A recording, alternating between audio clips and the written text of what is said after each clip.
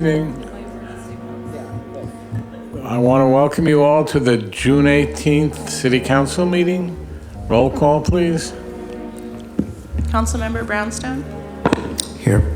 Councilmember Penrose. Here. Councilmember Reddick. Here. Vice Mayor Eisen. Here. Mayor Rohrbach. Here. You have a quorum. Thank you. Pledge of Allegiance.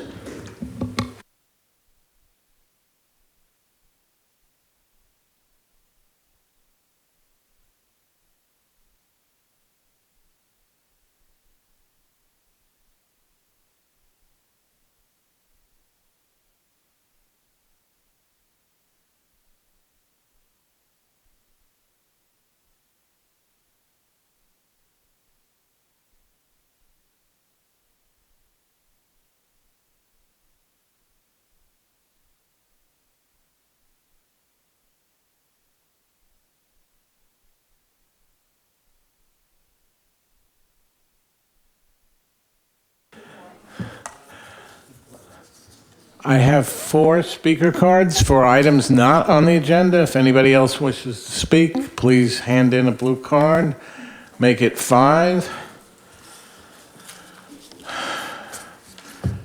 Celine Garrican, I hope I'm pronouncing it right, followed by Leslie Roberts, not Lenny Roberts.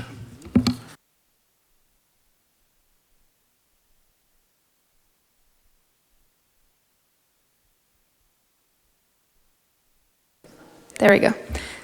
Hi, my name is Celine Jurakin, and I am a resident of Half Moon Bay and volunteer for the Pacific Beach Coalition.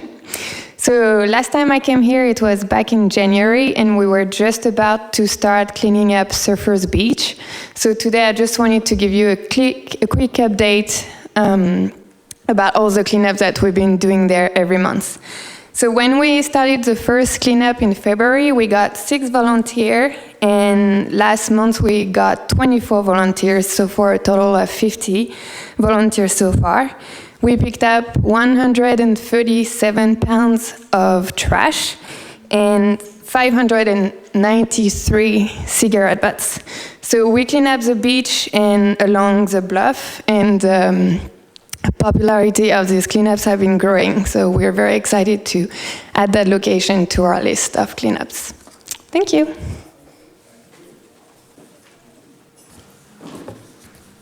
Leslie Roberts, followed by Lenny Roberts.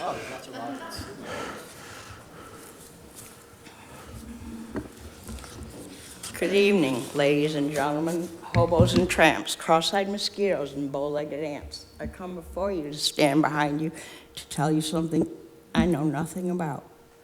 What I do know is there's a climate change issue, big corporations, government policies, and that makes it difficult for we the people to accomplish matters that are close to our hearts. You're a superhero. You're a superhero. You're all superheroes. We can be the change we want to be in the world. If you and you and you stop littering, right now, no more.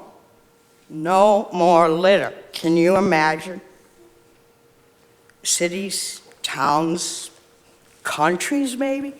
I mean, that's taking it to the limit, but if you don't throw trash, throw litter,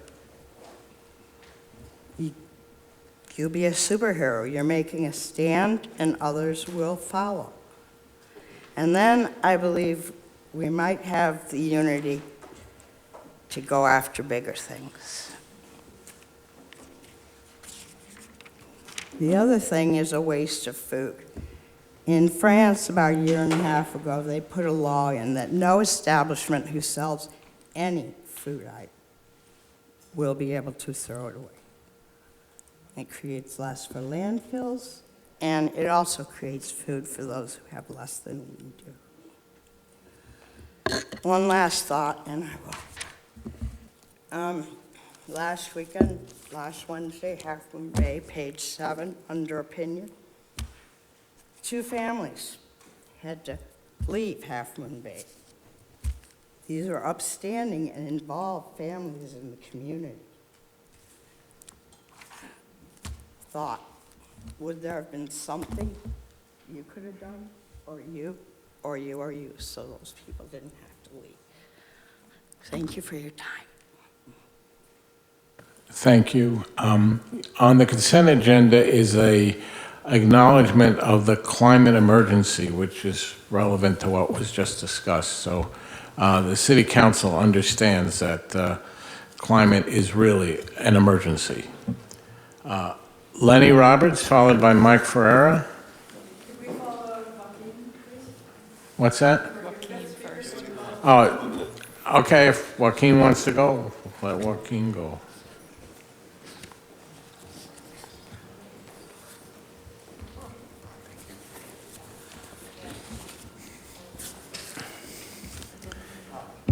Good evening. My name is Joaquin Jimenez. I'm here representing the Latino Council of Half Moon Bay, and I want to talk about a project that we've been working on for a few months together with Ms. Roberts and Mr. Ferreira and a few other members of the community, and it's called Rancho San Benito. Rancho San Benito will be an organization, a place of healing, education, and equity. As you know, one of our intentions is to protect and conserve our farmlands here on the coast. So we have, been working on this program to make use of the farmland that we have on the coast for the coastal community, that range from Montera to Pescadero. So we would like to have the opportunity to present this on a PowerPoint presentation so we can give you more information about what this is. One of the projects that will be under Rancho San Benito will be the New Farmer Project. The New Farmer Project would be to talk about giving the opportunity to farm workers to become farmers themselves. As you know, a farm worker is not the same thing as a farmer. For example, my father was a farm worker for 50 years. He worked the farms from Salinas to Half Moon Bay, and he was always considered a farm worker, never a farmer. So Rancho San Benito would like to give the opportunity to farm workers to become farmers. But with the Rancho San Benito, there's other programs that will be implemented, curriculums for students, environmental science, agricultural science, and a few other programs that we would like to present to you on the PowerPoint, if you give us the opportunity. Thank you. Thank you, Joaquin. Lenny Roberts, followed by Mike Ferreira. Good evening, Mr. Mayor and members of the council. I'm Lenny Roberts, speaking for Committee for Green Foothills. And one of our primary items in our mission is to support agriculture and the protection of agricultural lands. And over the years, we have worked hard to protect the lands, to make sure that they don't get paved over. Another component is, of course, to make sure that farming is viable. And I also think it's really important that we have a variety of opportunities for farmers, especially new farmers. And I think Joaquin's concept of Rancho San Benito is a wonderful one. It is innovative and inclusive and socially just. Actually, I've been trying to help find a site in the Half Moon Bay area, either in the city or nearby, for this program to get started. So we just wanted to say that we're strongly in support of his efforts and hope that you'll do that too. Thank you. Thank you, Lenny. Mike Ferreira, followed by Christine Geet. Good evening, Mayor Rarebach, council members. Mike Ferreira. I am also here to speak in favor of the initiative that Joaquin is pressing forward with. I've been involved with Lenny and he in trying to find sites. We've had some near misses, property that we could get but might be difficult to farm, property that could be farmed but not quite available yet. And it's an exciting thing to be involved in. There's a great heart in the people that are involved in that with him to try to achieve something like this. And knowing the council as I do, I know that once he gets more of a concrete presentation to you, it's going to be something you want to get behind. Thank you. Thank you, Mike.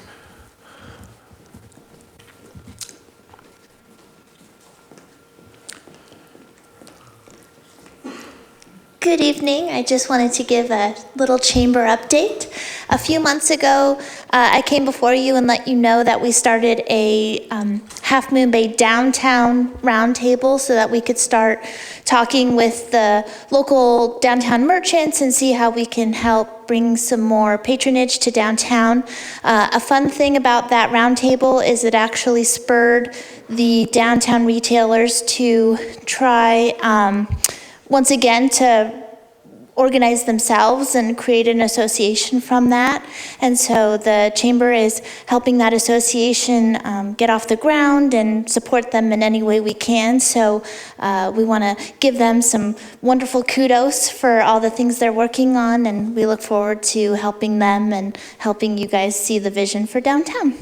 Thanks. Thank you, Crystalline. Now it's time for proclamations and presentations. I'm going to call on Victor Haitan to give out our 2019 Leadership Awards. Thank you, Mayor Rarback. Half Moon Bay's Leadership Award program was established in 2013 as an annual recognition of the outstanding achievements and leadership of the selected middle school and high school students of our community. The selection committee for this year's awards was comprised of Vice Mayor Adam Eisen, Parks and Recreation Commission Chair Amy Alshouse, Parks and Recreation Commissioner Ellen Clark.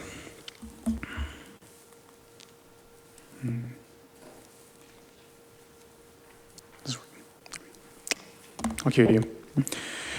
The purpose of the award is to highlight students' demonstrated abilities and talents in the areas of citizenship, leadership, work ethic, and community service, along with their ability to overcome obstacles in order to accomplish their goals.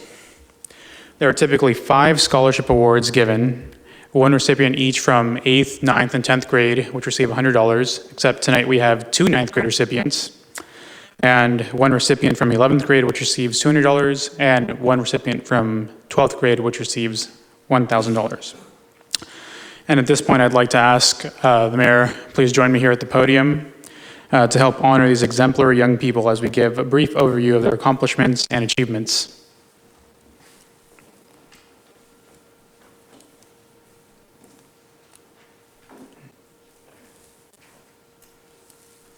Yes, I'll go ahead. So, our first recipient of the night is 9th grader Owen Wooliever from Half Moon Bay High School. And Owen, if you could please join us at the podium. In his 8th grade year, Owen was elected as student body class officer and was part of the team that helped resolve issues such as gender equality, childhood obesity, and gun violence through the Cunha leadership class. In his first year at Half Moon Bay High School, Owen was elected freshman class vice president and joined the One of a Kindness committee. On top of all of that, Owen also found time to be a 3-sport athlete, participating in varsity cross country and track and field, as well as being the JV basketball team captain. And with all of that, we'd like to congratulate Owen and his many accomplishments by being one of our 9th grade Leadership Award recipients this year. And Owen, this is for you. Thank you. And this is for you as well. Thank you. And if you could please wait here to the side, we'll take a picture afterwards. Thank you, Owen. So next up, I'd like to invite up Jada Bodas. Jada has stayed busy by volunteering at youth basketball camps and at the Pumpkin Festival to raise money for her school's sports teams. She's also volunteered at beach cleanups and at the Cunha track meet. Last year, Jada participated in the leadership program at Cunha and was recognized with a citizenship award at graduation. This summer, Jada will be volunteering with the Sierra Service Project, sponsored through the local Methodist Church. We'd like to congratulate Jada for being one of our 9th grade Leadership Award recipients this year and wish her well in her endeavors in the Sierra Service Project this summer. are for you. Thank you.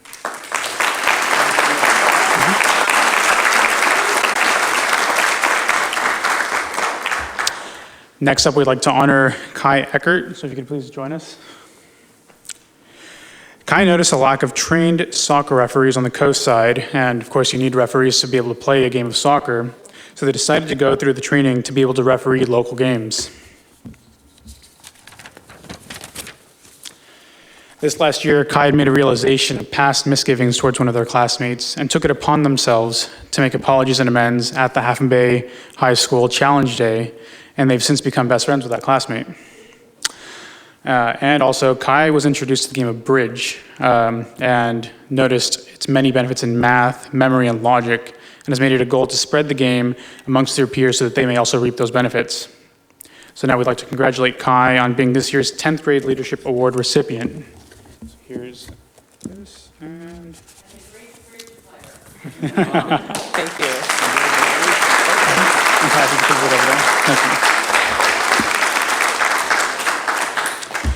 All right, and now I'd like to invite up Yulisa Ramirez, please. Yeah. So Yulisa has volunteered her time at the La Costa Adult School by helping native Spanish speakers learn to read, write, and speak English. Yulisa has taken it upon herself to become more civically active by participating in the city's NET program, attending city council meetings, as well as being an active member of the Youth Leadership Initiative, more commonly known as YLI. And she's also the vice president of the local FFA, the Future Farmers of America. So with that, we'd like to honor Yulisa with this award tonight. Oop.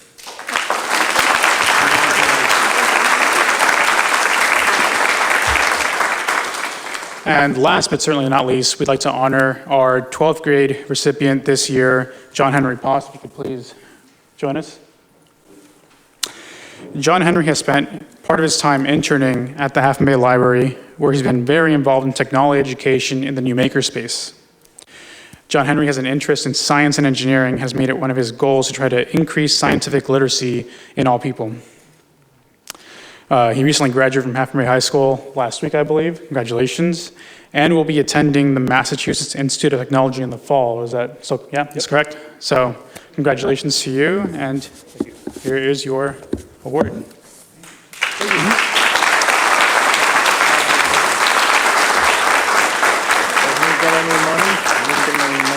He got the check before. Yeah. Okay. And before we get onto the picture, I would like to thank and honor our selection committee, again, Vice Mayor Adam Eisen, Parks and Recreation Commission Chair Amy Allshouse, Parks and Recreation Commissioner Ellen Clark, and all of the Half Moon Bay High School staff who helped me through with all of this. And now if we can all get all of you to come forward and take a picture with the mayor. Right here. Yeah, this is good. Good.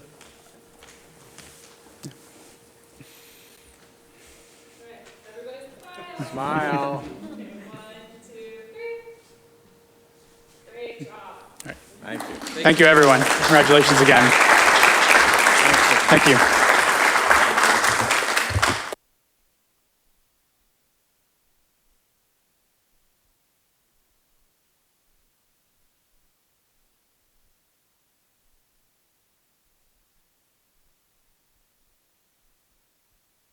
We have another presentation, this time to our outgoing superintendent of schools, Jane Euster, for many years of service. So I'd like to present it to her at the podium.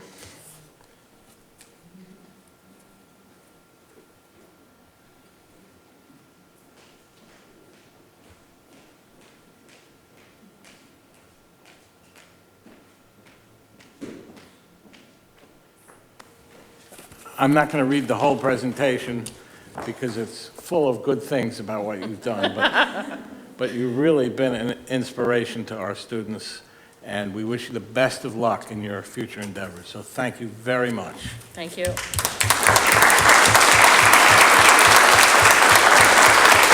think we're supposed to do a photo op here.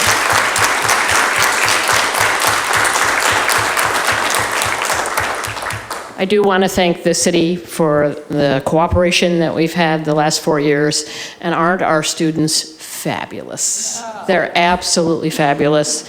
It's been a privilege to be involved with their education. I don't do much, I just kind of direct it, and this city and this community does the rest. So thank you very much. Thank you, Jane.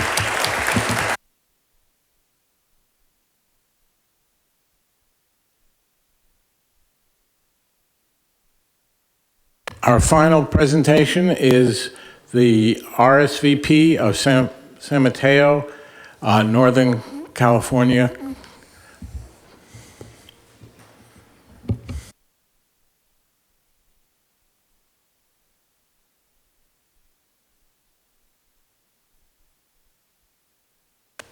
Thank you. Sorry. Good evening, Mr. Mayor and members of the City Council of Half Moon Bay. My name is Deborah Odom, and I'm the very proud program coordinator of RSVP of San Mateo and Northern Santa Clara counties. Have you ever heard of RSVP? Some yes, most no. If you haven't heard of RSVP, I'd like to say it's the best kept secret in town. RSVP used to stand for the Retired and Senior Volunteer Program. But along came the baby boomers who don't like those words senior. So we no longer call ourselves the Retired Senior Volunteer Program and simply call ourselves RSVP. And the tag is Your Invitation to Serve. RSVP is a program locally sponsored by Mills Peninsula Medical Center. They are the grantee. The grantor is the federal government. We are a program of the Corporation for National and Community Service.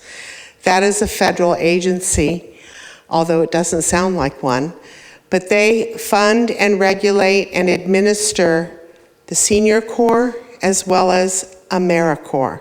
And when I say AmeriCorps, that's when I get, more people have heard of AmeriCorps than they have the Senior Corps. RSVP has been serving San Mateo County for 45 years. So if you haven't heard of it, we really are the best kept secret. And basically what we are is volunteer recruitment and referral for older adults. Older adults are defined as people age 55 and older. So we go out and in the community and we recruit older adults into service. Then the flip side is I work with nonprofit organizations and I enter into a partnership, a memorandum of understanding. And the nonprofit agency provides me with the job descriptions of the kinds of things that they need volunteers to do. So when I go out and I recruit older adults into service, I bring them into my office and we talk to them about what they want to do. In retirement, what do you want to learn how to do? It's a wonderful time to learn new skills. Just because an adult is older and retired does not mean that they're not contributors to society. That's how we started back in 1971 as a pilot project in Long Island, New York. So that's what we are. I have partnerships with 52 nonprofit organizations who have all provided us with job descriptions. I have over 185 different jobs in my database. I like to say I have something for everybody, whether it be public safety, library services, health, working with children, literacy, after school, working at senior center, environmental volunteers, the list goes on and on and on. So I enter in partnerships with nonprofit organizations. They provide me with job descriptions. We match the volunteers' skills, interests, what they want to do with the needs of the nonprofit, and hopefully they're out there doing fabulous things for the community. The only requirement for someone to be a member of RSVP is to report their service hours. We are authorized by Congress, funded through appropriations. We're part of Labor, Health, and Human Services. And Congress wants to know what we're doing with, my grant is $160,000, not a lot of money. But they want to know what we're doing with it. So we have to show the impact that volunteers make in the community. And we do that by several different ways. One of the biggest agencies that I work with is Second Harvest Food Bank with their brown bag programs. I have over 130 volunteers serving in that program. They're serving Second Harvest Food Bank and the communities, but they're members of RSVP. What Second Harvest Food Bank allows me to do is survey the clients for their sense of food security as a result of receiving that brown bag of food from a volunteer. We also work with the senior centers with congregate nutrition, senior companions, high cap program, and the ombudsman program. Benefits to volunteers who are members of RSVP, we insure them.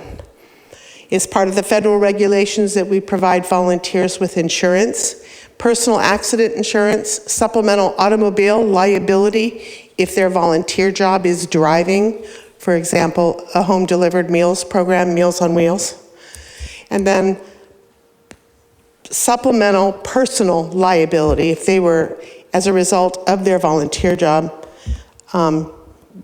be sued. This is insurance to protect them. Volunteer jobs that give high training, high cap, ombudsman, they become certified by the state of California to do that volunteer job. And that liability insurance, it's a benefit to them. So that's what we are, that's what we do. We've been with Mills Peninsula for 35 years. What else? Any questions? No question, just a comment. Oh, I just wanted to say I'm really glad to learn the secret. You know, I didn't have a clue. We're going to tap that energy. Yeah, thanks. Thank you. Yeah, I learned a lot. Thank you. I did that rather fast, but thank you very much. I have some materials that I'll leave for you. Okay. If I can leave them over here. Thank you very much. Thank you for your wonderful work.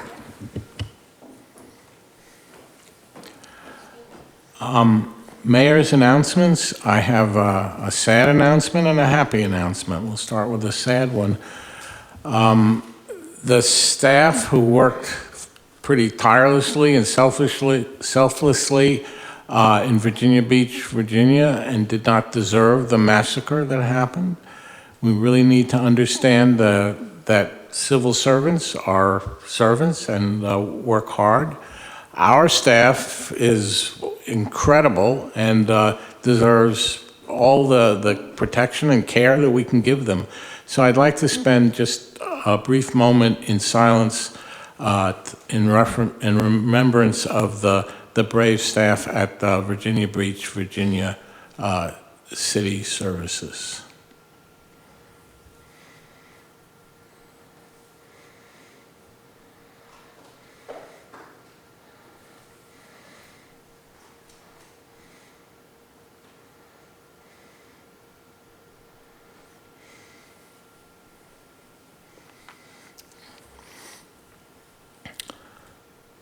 On a happier note, I'm pleased to announce that the Coast Side is now represented by Councilmember Ruddick on the Sea Level Rise and Resiliency Committee.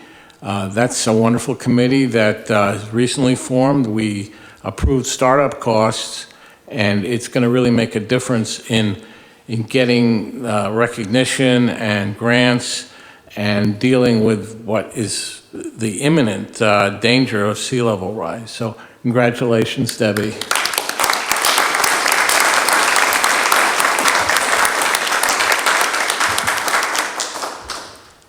I have nothing to report out. We didn't have a closed session. Now the city manager updates. Sure. Thank you, Mr. Mayor, members of the City Council. We have 5 short updates under city manager updates this evening. The first one is just kind of a summary of the Half Moon Bay Youth Summit that occurred recently. Victor Catan.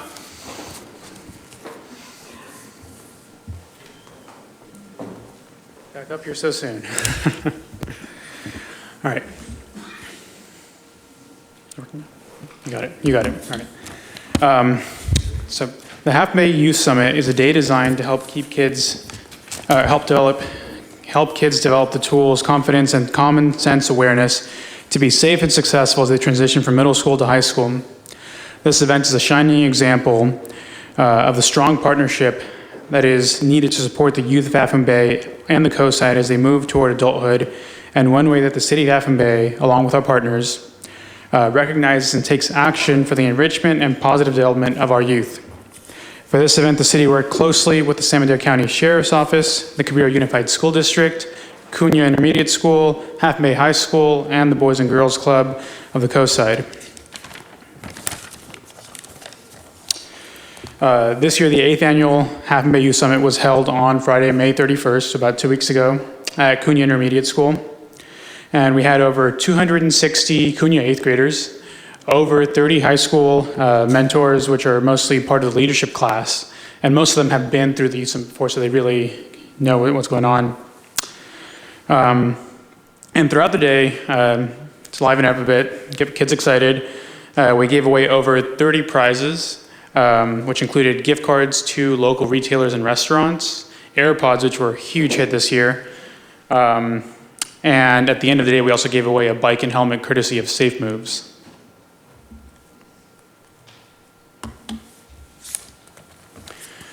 And the morning started with a bunch of presentations covering the following topics. Detective Mike Tabak from the Sheriff's Office, PERT, which stands for Psychiatric Emergency Response Team, talked about the importance of talking to each other about mental health, keeping that conversation going.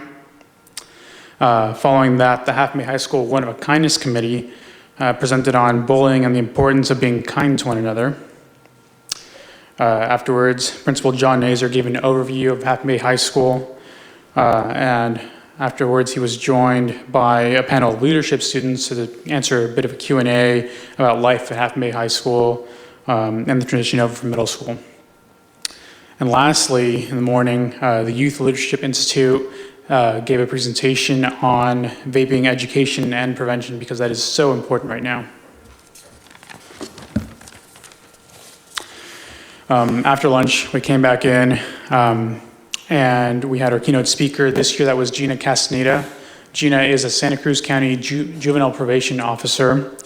But through her experiences growing up in that area, she really has a lot to talk about.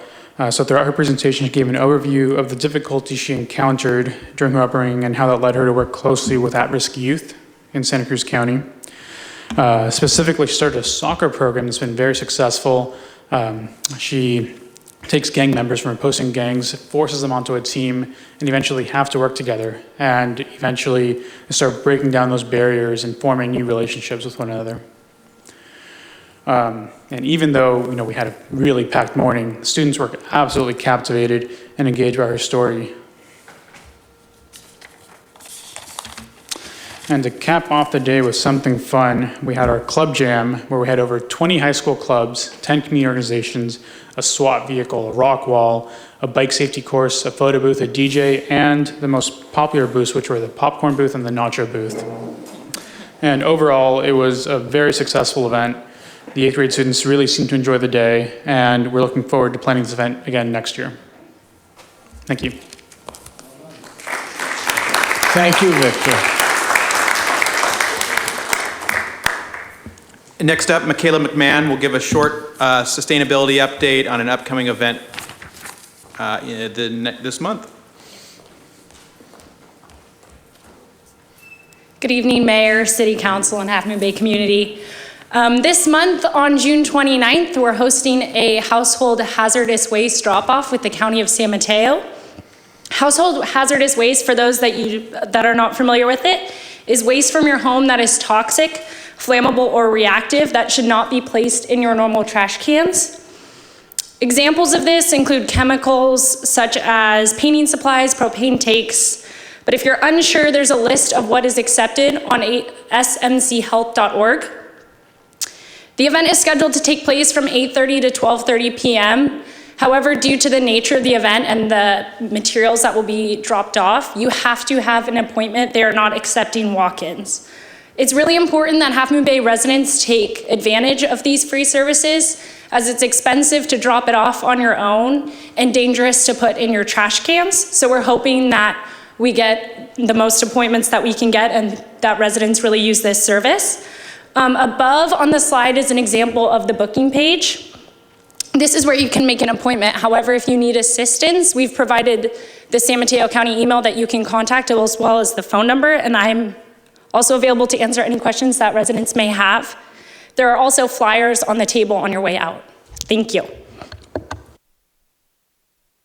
Thank you, Michaela.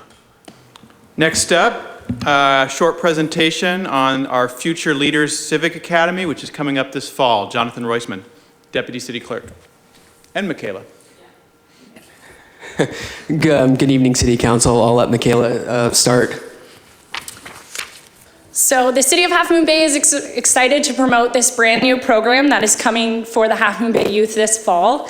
It's a 3-week course falling between August to September. The dates are provided above. And it's going to allow students to learn about their local government, meet staff, and participate in skill building activities. The Future Leaders Civics Academy members will have a public speaking workshop, meet with department staff, and lead their own mock city council, which we're really excited about. Special guests in attendance to this will be YLI, the Youth Leadership Institute, San Mateo County, the City Council of Half Moon Bay, and Assembly Member Mark Berman. Additionally, members of this academy will have the tools to not only register themselves to vote, their friends to vote, but also be able to host voter registration drives and feel comfortable enough to come and speak at events like Elections Night Out. We're really excited to host this first academy. The city provided a lot of outreach for this because we know how important it is to get the youth involved. Michaela and I personally visited 10 different high school classes and presented to about 250 students. We also spoke with the leadership class at the Half Moon Bay High School and did an activity with them where they were able to take $500,000 and try to budget about $2 million worth of programs. And they learned how difficult it can be. The city has also created a webpage to promote the youth civics in general, and we've also produced a video to help advertise the program. And we're also working with the Youth Leadership Institute to help with the curriculum. And as Michaela said, we already have 19 students signed up, and we still have another couple weeks to go. So we're hoping to get even more people. Thank you. Thank you, Jonathan. Next up, our Chief of Police, Saul Lopez, has some comments on the upcoming 4th of July, which I believe is on a Wednesday this year. Is that right? Thursday. Thursday. Good thing I got that right. Mayor, Council, good evening. What you have before you is one of several different PSAs that the city and the Sheriff's Office are going to issue to the community to raise awareness for illegal fireworks. As we all know, there's only 2 cities in the county that allow fireworks, safe and sane, which is Pacifica and San Bruno. And that's part of the issue that we have on the coast, where a lot of people go north, purchase fireworks, and then come back down south. So we just want to raise awareness. We will be conducting zero tolerance enforcement. As I've shared with city staff, I will be staffing extra patrols that evening and hopefully bringing in some motorcycle patrols as well. So it's just one of the announcements that we're going to carry through the 4th of July, amongst many others. Saul, I applaud your efforts, but when I look at this poster, it looks like you're encouraging fireworks, not discouraging them. Looks like What? I think we'll have to make the X more prominent. That's an X in the middle of that. Where is? I don't even see the X. You can see it on the flyer. Oh, yeah, very subtle, very subtle. I won't take credit for the design, but we'll work on it. Thanks. Okay. Yeah, so I'm really pleased that we're doing this and we're going to be enforcing it. It's so dangerous. The wildfire situation is crazy right now, and we've got to be so careful. So I'm grateful. Thank you. Great. And the other point of the PSA is no discharge of firearms within city limits, which is year-round, but some people choose to do so. So that'll be zero tolerance. Thank you. Thank you, Sal. And finally, Mr. Mayor, we have one last one. Our new communications specialist, Colleen Latier, will give a presentation on our Summer Beach Visitor Campaign. Yes, very cool. So good evening, City Council. So in response to community feedback and an increase in the use of our beaches that we are seeing, we created this outreach campaign to help remind residents and visitors that if we all work together as a team, we can keep the beaches clean for everyone. So that will be the sign that, this sign right here will be posted at the following locations. So Poplar Beach, Surfers Beach, Miramar Beach, Redondo Beach, Miramontes Point Trailhead. Then we will also be publishing in the following newspapers: HMB Review, Daily Journal, Stanford Review, San Jose Mercury News, and East Bay Times. Additionally, we will be creating flyers, which will be versions of that image that you saw previously, and we'll be dropping those off at hotels and restaurants on the coast side. We will be creating e-news items for it, periodic next door postings throughout the summer as a reminder. We'll be creating a news release and additional media channels. And that is it. Thank you, Colleen. Any That's what I questions? call hitting the ground running. Yes. Thank you This for that. is what I came here for, All so right. happy to help. Glad you're here. Thank you. Welcome aboard. That concludes CM updates. Thank you, Bob. We now come to the consent calendar. Does anybody want to pull any items? May I have a motion?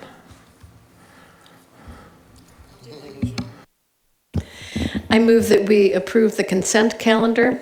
Item 1A, waive reading of resolutions and ordinances.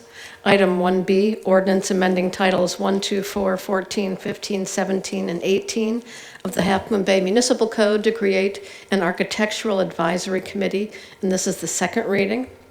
Item 1C, amendment to agreement with Peninsula Open Space Trust for the use of 880 Stone Pine Road as a corporation yard and storage facility. Amendment 1D, amendment to agreement with Management Partners for financial consulting assistance. Item 1E, salary schedule for the International Union of Operating Engineers, Stationary Local 39, AFL-CIO, represented management team members and non-represented employees. Item 1F, Half Moon Bay Hotel Business Improvement Additional Funding Request for fiscal year 2018-19. Item 1G, reject bid for the Ted Adcock Community Center Kitchen Renovation Project. Item 1H, declaration of climate emergency and proposing mobilization efforts to restore a safe climate. Item 1I, letter to the City of Virginia Beach. That's it. A second. All in favor? Aye. Any opposed? The consent calendar passes. We now come to ordinances and public hearings. We need a public hearing approving the program of expenditures and assessing the levy for the Half Moon Bay Business Improvement District for fiscal year 2019 to 2020. Open the public hearing. I have one speaker card. Jeff Matthews.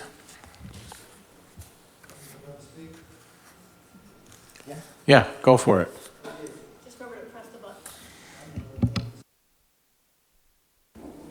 I live in the unincorporated area of San Mateo County, and I own a bed and breakfast. And I'd like to abolish your BID tax. I don't know if anybody around here agrees with me. And it's never helped me since I've been here. And if it wasn't for the internet and I had to depend on the BID tax, I'd have no business. So that's all I wanted to tell you. Thank you. Thank you. Staff report? I'd be happy to give a brief presentation if you would like. Please. Great. So I'm Matthew Chittister. I'm your Deputy City Manager. I don't think this is working today. Next slide. Quick background, transient occupancy tax, as you know, is our highest revenue source here for city operations. It funds 40% of our annual operating budget. It's a tax levied to visitors to hotels, motels, bed and breakfast establishments, in RV parks, short-term vacation rentals, and campgrounds.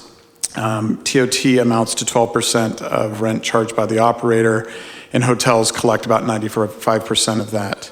In 2018, TOT totaled $6.6 million in revenue for city operations. We estimate in 2019 it'll be $6.8 million, and it's continuously grown over the last decade. In 2004, the city, working with the Chamber of Commerce and the local hotel establishments, formed a hotel business improvement district, which is a group of businesses that impose a levy to fund operations to help promote those businesses. So the original established amount was $1 per room per night. So it's a flat rate per night for all of these establishments. And that money is used to promote lodging at hotels and other overnight visitor serving businesses within the city. And as mentioned, throughout the coast side, it was expanded in 2017 to include the unincorporated areas of the coast side as well. The money is used to administer marketing programs aimed at increasing overnight lodging and to fund other BID-related activities. And the Chamber of Commerce is designated as the managing agency of the Business Improvement District. Next slide, please. So for 2019, they project $162,000 in levy revenues. That amounts to 162,000 room nights of visitors staying here in Half Moon Bay and on the coast. Their expenditures are estimated to be $193,000. That's actually a decrease over past years. They've really worked hard to reduce their budget and streamline some of their activities. It's about a $30,000 decrease over last year. And the difference between levy revenues and expenditures is made up by ad revenue on the Visit Half Moon Bay website and funding provided by the city, as you've just provided some additional funding for this fiscal year. Yes. Do you know what the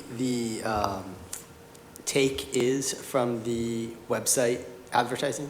I think, Crystalline is here. She might be able to speak more to that, Crystalline, our chamber executive, but I believe it's estimated to be about $10,000 this year. Is that $7,000 this year? So I feel like I'm on the Price is Right. So they're estimating about $7,000 in ad revenue this year, and I think that's consistent with past years. Next slide. So our recommendation is that we've conducted the public hearing. We've heard an oral protest. I believe to date we have not received any written protests from any of the other business owners that were notified of this hearing. And the proposal is to maintain the levy at $1 per room night and allow or authorize the spending plan that they've proposed. And so we would recommend adoption of the resolution assessing the levy for the next fiscal year. I'm happy to take any questions. May I have a motion? Mayor? Yeah. Just for the record, I just Sure. wanted to clarify in terms of the protests and how that works. Yeah. So under the state law that allows the city to put forward this BID, every year there is this opportunity to re-up and to protest the BID for those individuals who are owners. And if the protests do have to be written, so to register the protest, I would actually recommend that you add the name of your hotel and your name as the owner. I assume you're the owner or the owner. Is it on your speaker card? So a written protest needs to include the name of the hotel and the owner's name to register as a written protest.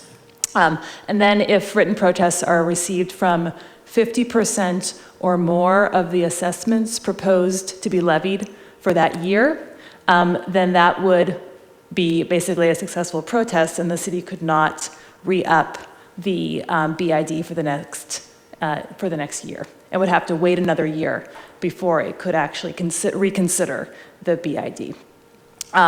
So in any event, we know the city's received this one protest. It does not amount to 50% or more of the total assessments. So the council is free to move forward with the assessment for the next year. Can you tell me how the owners of the rental properties are notified that they have a chance to object? Yes, so there are three ways that the city clerk notified the owners of the hotel. First, the resolution that you adopted at your actually 2 meetings ago was mailed to all hotels. So they received a copy of that with the date and time of tonight's hearing. Secondly, that was published in the Half Moon Bay Review. And then thirdly, of course, this is subject to Brown Act notice as well, so it was in the regular agenda. Thank you. So, just real quick, we contribute usually $40,000 towards this, or have historically.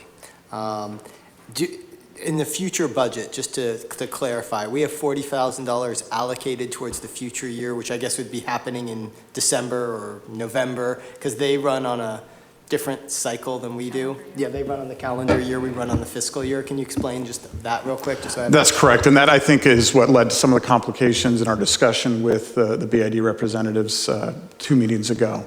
The BID is on a calendar year budget basis, and they plan all their activities around the calendar year. We obviously conduct our operations on a fiscal year basis and do this process on a fiscal year basis. So what we've done to move forward, I think in a way that makes more sense, is yes, we've budgeted $40,000 in fiscal year 2019 and 20 for this purpose per your approval at the previous council meeting. And we plan to distribute $20,000 of that after the adoption of the budget and after July 1st to be utilized by the BID during the remainder of 2019. And then in January of 2020, we'll distribute the other half of the money to be used for the first half of that calendar year. And then, of course, next year they'll be able to have a budget set up, and they'll come forward with I assume, an additional request. So we want to make sure that the money is treated within the year that their budget is established for, and only provide the money during that budget year for them. Does that make sense? Okay. And then have we ever had a meeting with the hotel owners to get, like, is there any, I mean, we're contributing $40,000 to it. Is there a way to bring people in to get different discourse? Could we ever agendize that as a topic to hear what people think of this? Because I've heard from one hotel owner, and I've heard from now another one. And so that's one topic. And then the second question is, I do, and this was brought up last time, have some concern with the fact that we are contributing money in Half Moon Bay, yet we're supporting the greater, I mean, it's our money we're giving to support other areas that are not inside Half Moon Bay. Should the county also contribute a portion, since we are advocating for businesses that are county-based? And what are your perspectives on that, and just kind of where we are in that process? Yeah, those are great comments. So the Hotel Business Improvement District is a board made up of all of the business owners within that district. So all of the hotel establishments, all the inns are members of that board, and they hold regular meetings at the Chamber of Commerce, to which we're invited as well, and I've attended several of those. And that's where they discuss how their money's used and where they want to focus their energies and planning events. And Again, I think Crystalline could speak to the number of establishments that attend and how they participate and how they perceive the value of the BID. I can say from the meetings I've attended that those that participate truly believe that this draws business to them and helps them as a group drive more business here into Half Moon Bay. They do. They do. Those that attend those meetings. So I would assume that the folks that you've spoken to probably are not participating actively, and maybe because they don't feel like it derives any benefit to them. And as far as the county goes, I think that's a great point, and maybe that's something we can work on this year with them, is that condition of future funding is that there's some leverage there from the county. And most of the establishments are here in Half Moon Bay, and I think an argument could be made that no matter where the business is on the coast, it brings economic benefit to Half Moon Bay, but to some degree there should be some contribution coming from the unincorporated areas. Great, thank you.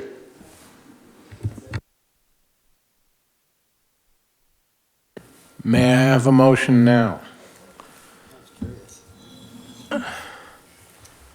I move that we approve the program of expenditures and assessing the levy for the Half Moon Bay Business Improvement District for fiscal year 2019-20. Second. All in favor? Aye. Aye. Any opposed? Resolution passes. We come now to the fiscal year 2019-2020 recommended budget. May I have a staff report, please? Thank you, Mr. Mayor, members of council. I'll take the lead this time since this is our third time bringing the recommended budget for fiscal year 2019-20 before you, and we're, as staff, I think, excited to get to this step and are ready to approve a budget so we can get on with the next fiscal year and the 61st year of the city of Half Moon Bay. I had one of those moments 12 weeks ago in the middle of the night, like 3 o'clock in the morning, and I woke up and the light bulb went on that we had 12 weeks to get a budget done in my first year as the city manager, and I needed to do that without a finance director. And it dawned on me that 12 weeks was not a lot of time, and we better get going. That was exactly 12 weeks ago, and that's when we kind of formed our interdepartmental budget team, and it was from then that Jennifer was asked to leave Public Works for 12 weeks and come over to the team and lead the team, and that we would do this with me as the new city manager and a bunch of staff who had never really been working on a budget before. So I do want to start by acknowledging, and the team kind of grew over time. It started as a core team and got larger and larger as different people from different departments started to become involved and lend a hand to get the document that's before you today completed. And we're really proud of it. So of course, all the department heads, the executive team, were all involved in one way or another. Karen, and some of the staff are here, so if they are here, please stand up. I saw Karen Decker, I believe, walk in, Senior Management Analyst in the City Manager's Office. Paula Krogh, Accounting Technician in the Administrative Services Department. Our new Communication Specialist, Colleen Latier. Hopefully she's still here, maybe not. She helped at the very end get us over the finish line with some of the graphics and so forth. The cover shot, I think, did some of that work on that. Michaela McMahon, who was also here earlier, she might have taken off, helped out. Jonathan Roisman, Caroline Weggaunt, Administrative Assistant in the Administrative Services Department. Sarah Williams, my own assistant. Victor Gatton did the translation of the city manager's budget message. That was not in the draft you saw 2 weeks ago. Hopefully you had a chance to read that. We have that fully completed now and translated in Spanish.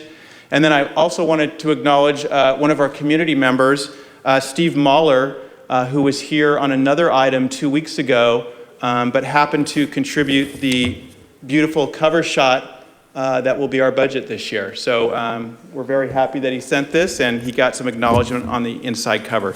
So I just wanted to mention the team and just acknowledge again how proud I am of all of them and how this came together. And I think we should give them a round of applause.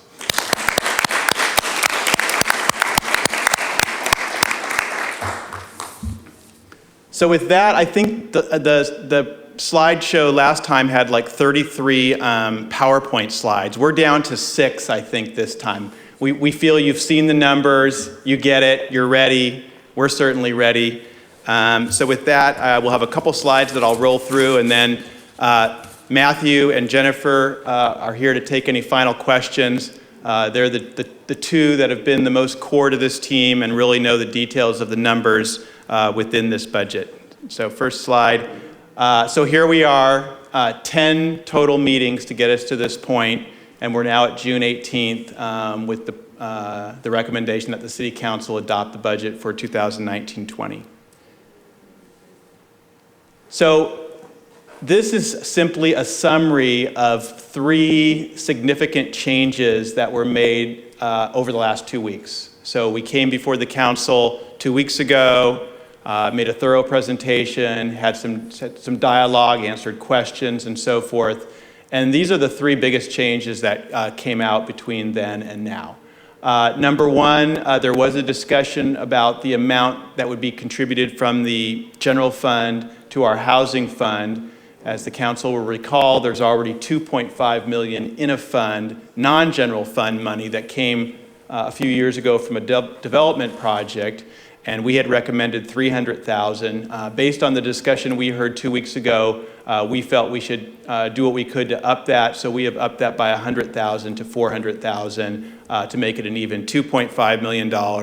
And some of the discussion, as you'll recall from 2 weeks ago, was really about not just building this fund like a reserve, but actually using the money and implementing a program to provide affordable housing. So we're committed to that, and on your July agenda, we're actually going to devote about 45 minutes. We have a new housing consultant on board, as you know, and Jill and Mr. Lowell will make a presentation at the July meeting on how we're going to do just that. We also, small amount, but we did decide to go back and add another $20,000 to our emergency preparedness budget. There already is some funds devoted in a couple different line items for this, but there's a lot on the agenda for this coming year on what we're going to do in emergency preparedness. We want to have another community preparedness day. We want to do a lot of training. We want to finish the emergency operation plan and start implementing some of the recommendations that come out of that plan. So we heard some comments, kind of read between the lines, and felt like we should fatten that one up by about $20,000. And then finally, through basically just cleaning up the draft that you saw 2 weeks ago, we caught a lot of typos, we finished it, and a few of the budget line items were not quite correct. I think the biggest change probably was in the community development department. For whatever reason, not all their budget got populated, so to speak, and so adjustments were made, numbers were fixed, and when the dust all settled, the reserve for economic uncertainty, which we went kind of through last time, and actually there's a little more explanation in the staff report if you had a chance to read that. There were questions about reserve policies, how that policy works, how it's invested. There was also questions about our other reserve, the operational reserve, so that's in there if you have any questions. But the bottom line was, this is essentially what's left over. Our recommendation is that this should be 20% of the operating budget, but we're not quite there yet. 20% you can see is $3.4 million. After budgeting everything else, what's left over, we thought 2 weeks ago it would be $2.6 million. Unfortunately, after the adjustments we made, plus of course the $100,000 to the housing fund, it's around $2.2 million now. So those were the significant changes. Again, a lot of cleanup. Hopefully you had a chance to go through it, read the budget message, etc. And next slide, if you would. These numbers you've seen already. They're also in the staff report. This is kind of the high-level roll-up of revenues and transfers. General fund, enterprise fund. Matthew and Jennifer went through this pretty thoroughly 2 weeks ago. And when you roll up all funds, grand total $36 million in revenues and transfers for all funds. Next slide, please. This is a roll-up of all expenditures, all funds. These are also numbers that were presented 2 weeks ago and are included in your staff report. $20 million from the general fund. That includes the $3 million transfer to capital that we talked about 2 weeks ago. Enterprise funds and the special capital project funds are both very large. This is where all the expenses for sewer are paid out of, both capital and operational. as well as we made the point that this seems to be a big year for capital investment. A lot of projects are hitting that point where they're moving to construction, and this may be this kind of grand opportunity to invest in our infrastructure, and we'll see where we are next year. But our feeling is that we might not have this opportunity to invest quite that amount next year. And then, of course, we're paying off some old debt. This is very exciting. This will happen in August. There's been made mention that we should celebrate this a little bit, so we'll see what we can do. But that will be a momentous occasion, and that's a big chunk of money, and that's why you're seeing all funds, expenditures, and transfers quite a bit more than revenues. It is a balanced budget. In fact, if you look at just the one-year revenue versus expenditures, there's actually a structural surplus of about $300,000. You might recall we showed that, depending on what happens in the economy, that can go a variety of ways, but we're very conscious of looking ahead and preparing for, what could be not as rosy of a future. Next slide, please. And this one's tough to see, but this does just kind of roll up and then again summarize the two reserves. You have your starting point of the balance that we started from last year after the books were closed. And then when you get down to the middle section, kind of the meat of this slide, are the two reserves that total $7.3 million, the 30% operating contingency, which is just over 5, and then the almost 2.2 that's being recommended for the new reserve for economic uncertainty. So with that, our recommendations are in the staff report. There's 3 separate resolutions that you'll adopt when you adopt the budget. The first is to establish the GAN appropriation limit for 2019-2020. If there's any questions on that, we'll take them. This is a legal requirement that your council must do each year to impose the spending line that we cannot go over, and we're not even close to the limit, so we're fine there, but it's something we have to do every year. Approve the city's, or approve any changes to the investment policy. There are no changes in this year. We do include the investment policy kind of in the appendix-y section of the budget, so that's there for you to review. And that's where some of the answers to the questions that came up 2 weeks ago about our reserve policies are located. And then finally, of course, the big one, adopt fiscal year 2019-20 annual operating budget and the fiscal year 2019-20 capital budget. So with that, we're all available for questions. Again, I just want to specifically call out Matthew Chittister and Jennifer Chong for putting this together.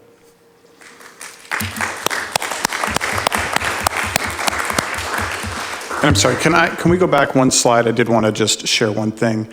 When people ask what is the city's budget, Bob just went through several numbers, and the tables that we shared that show all of our funds and all of our spending, that includes transfers, and it can be a little confusing. And so I just wanted to point to this slide. Our total general fund revenue, you'll see at the top of this slide, it's $17,455,000. So that's a revenue from taxes, fees, and other funding that we get from other funding sources, other governmental funding sources. So that's our revenue for this year.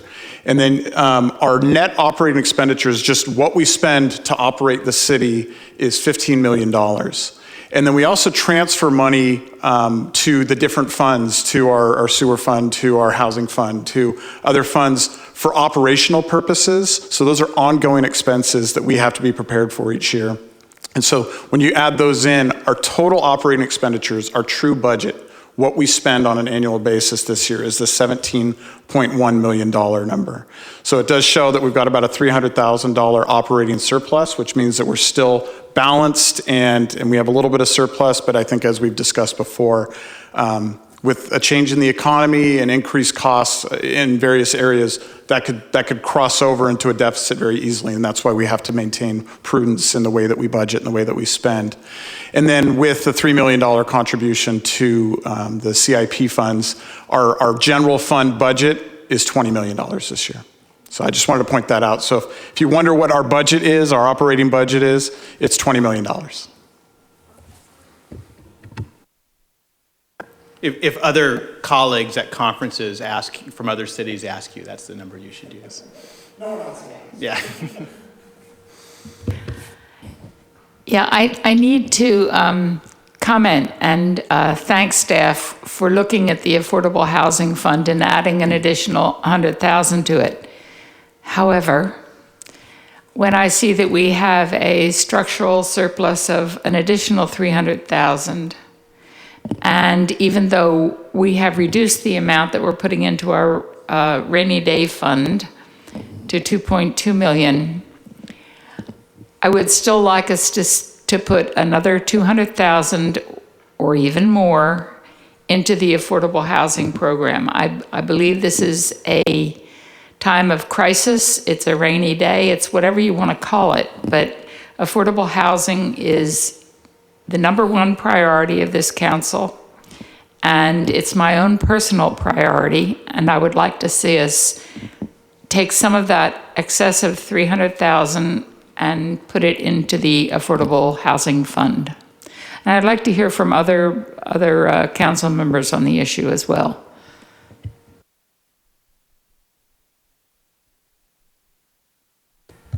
So, yeah, I hear where you're coming from on that. I don't know if I can say my #1 priority on council is affordable housing. I actually think my #1 priority on council is infrastructure in the town. And quite frankly, our infrastructure is currently not adequate. And there's many projects that need funding right now. Our sewer system in particular, I believe, and you guys can correct me if I'm wrong, but I think it's the system was designed to last 40 years. It's currently at 60 years, and it is in need of some major work and repairs, which we have been dedicating funds towards. But to me, keeping the city functioning is of a higher priority than putting money towards other people getting housing. So that's where I come down on that. I would like to use any excess money towards infrastructure projects that are of, to my sense, a greater need at this time. And I have a bunch of clarifying questions when we get there. I'm not ready to add more to housing tonight. I think staff has done a really amazing balancing act, given all the needs that we have. Certainly infrastructure is one of them, housing is one of them. And we still haven't heard from our new housing specialist. We haven't had a presentation about what's possible. We haven't heard about where we can make a real difference. I'm not convinced throwing another $300,000 is going to solve the problem or even, get us further down the road. What does it take to do a project? So I'm not ready to commit anymore tonight. I'm happy that staff added the $100,000. I'm really happy that we've hired a housing specialist. But I think we need to look at the problem that we have and the potential solutions before, contributing any more funds to it. I think we're coming up against a real fiscal wall, I think, in the next year or two. And I think we need to start, slowing that jet down, pull back on the stick a little bit and pace ourselves. So it may be that after we have our presentation with the housing specialist and understand our options, we can see better, where we can make that difference. But until then, I'm not willing to commit any more resources at this time.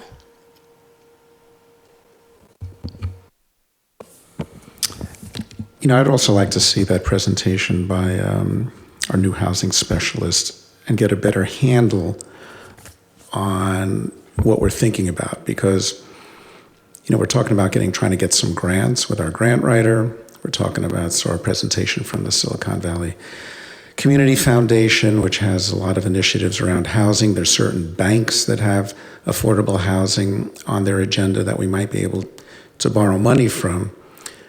But we don't really have anything to show any of those potential lenders, like, here's our plan. We can't just say, hey, trust us, give us a couple of million, we have some ideas somewhere. And so, we have good intentions, but I feel like we need something to light the fire a little more around, concrete ideas, something that we can get behind, do a little more research on. And now we've got an expert who's will hopefully on staff help us put that together.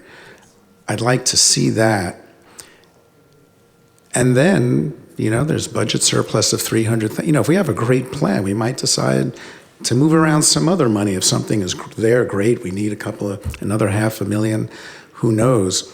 But I'd like to see that happen so, we know where we're putting the money rather than taking that surplus right now. And infrastructure, I agree with Councilmember Eisen. Infrastructure is critical all through the country. We're here in a room talking about a budget, and budgets and talking about infrastructure, I realize, is not a sexy topic. As you can see, this is not a filled room tonight, but it's key. And, this is an incredibly, I think, responsible budget where we are going to put some money into infrastructure. We're going to put money into a rainy day fund, and it doesn't mean we can't shift funds later. But I'd like to feel more educated about what our options are, so before we really put more energy around just how much money is going to go where.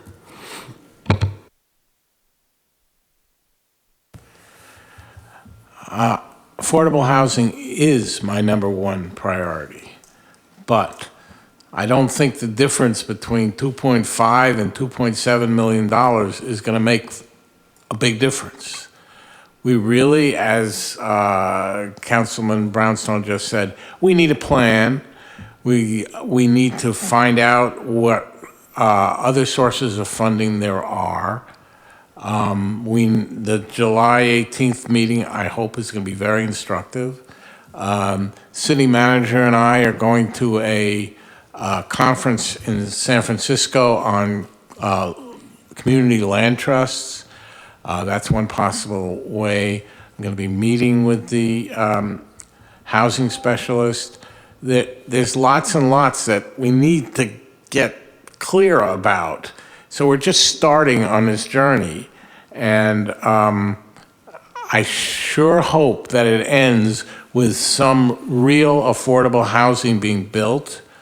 But I don't think, as has been pointed out, the difference of adding, $300,000 more is going to really change the way things work. We need a plan, and we really need to start soon. Go for it. Thank you all for your comments. I appreciate them, and I take them to heart, and I take to heart all the work that staff has done and our housing specialist has done. I know everybody on staff cares about affordable housing. I'm glad to hear that there is a willingness to look at the issue in the future, and that's really what I want out of tonight, is that we keep an open mind and we understand that it is a priority. So thank you.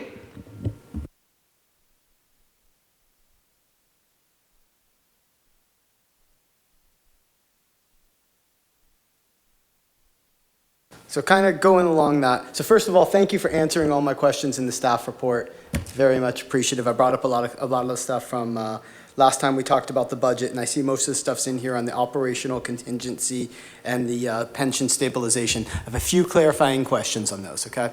So almost going along with what you're saying, the pension stabilization fund is an unrestricted fund. Can you define exactly what that means, just so I understand that fully? And then I got a bunch of other questions along just that line. Maybe I'll start by defining what a restricted fund is. So we have funds in our budget that are restricted, and it's because the funding source, where the revenues that go into that fund come from, are restricted to how they're used. So the gas tax is a perfect example. That money goes into a restricted gas tax fund, and those funds can only be used for what the gas tax was intended to be used for. And I don't know everything that the gas tax is supposed to be used for, but it's, road repairs mostly. And so you can't take that money out of the gas tax fund and put it towards pension or housing or something unrelated. An unrestricted fund is a fund that's set up to set aside funding for a specific purpose, but the source of funds is non-restricted, and so those funds are non-restricted. You can move that money back. Different cities have different policies around it, but I believe in our city, if it's an unrestricted fund, that money could be moved back and used for general purposes at any time. So going along that thought process, just so I'm clear, what does it take to take an unrestricted fund? Like, is it council majority? Is it one person? How does that process work? Do we have an established procedure for how that works? I believe, and Bob and Catherine can correct me if I'm wrong, but if it's an unrestricted fund, that's a part of the budgeting process. So the budget can be adopted by a majority of the council. The money can be moved by a majority of the council. Technically, at any given time, majority council can say, hey, we'd like to see this agendized, boom, boom, and then we go with it. That is correct. Okay, so the pension stabilization fund, unrestricted, the operational contingency, restricted. No, that is the operator. Well, I'm going to let Bob answer this because he worked with Hossein on the operational. Yeah, this is where it gets a little subtle. So, unrestricted and restricted are two definitions that are very broad, and then going down a notch in accordance with GASB 54, there are other definitions under the heading restricted, and I'm already starting to stretch how far I can go at wearing my accounting finance director hat. But using the operational contingency as an example, that is actually a committed fund.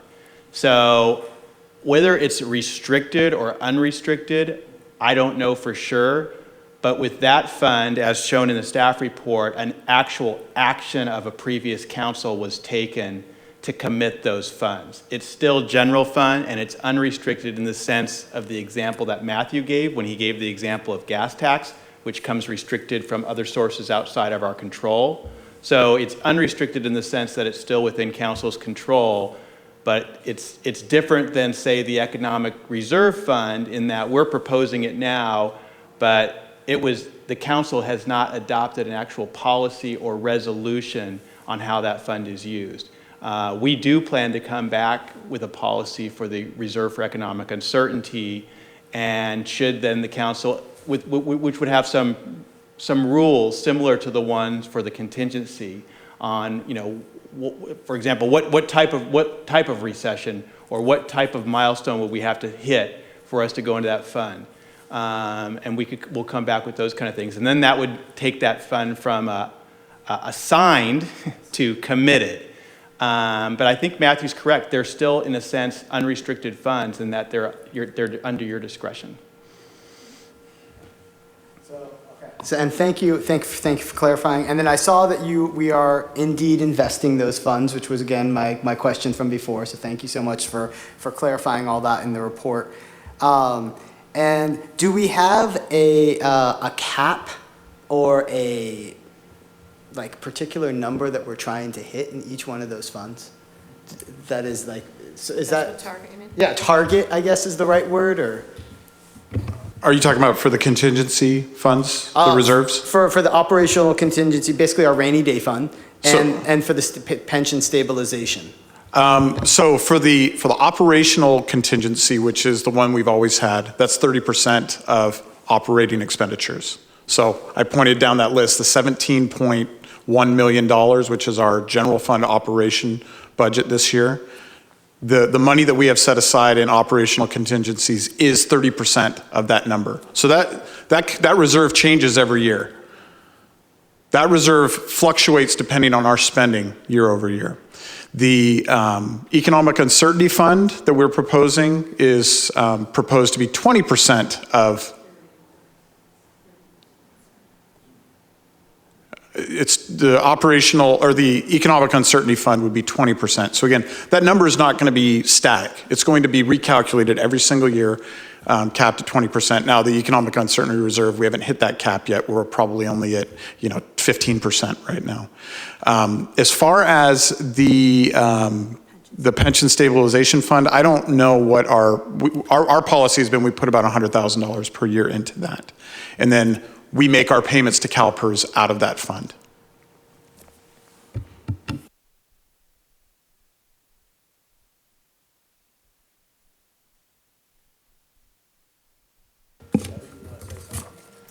I move that we approve resolutions to, 1, establish the GAN appropriation limit for fiscal year 2019-20. 2, approve the city's review of the investment policy, no changes for fiscal year 2019-20. And 3, adopt the fiscal year 2019-20 annual operating budget and the fiscal year 2019-20 capital budget. I'd second. All in favor? Aye. Any opposed? The budget passes, all three.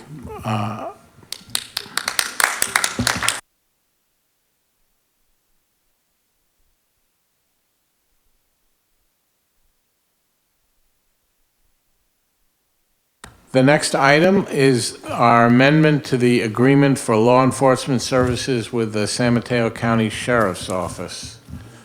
Staff report?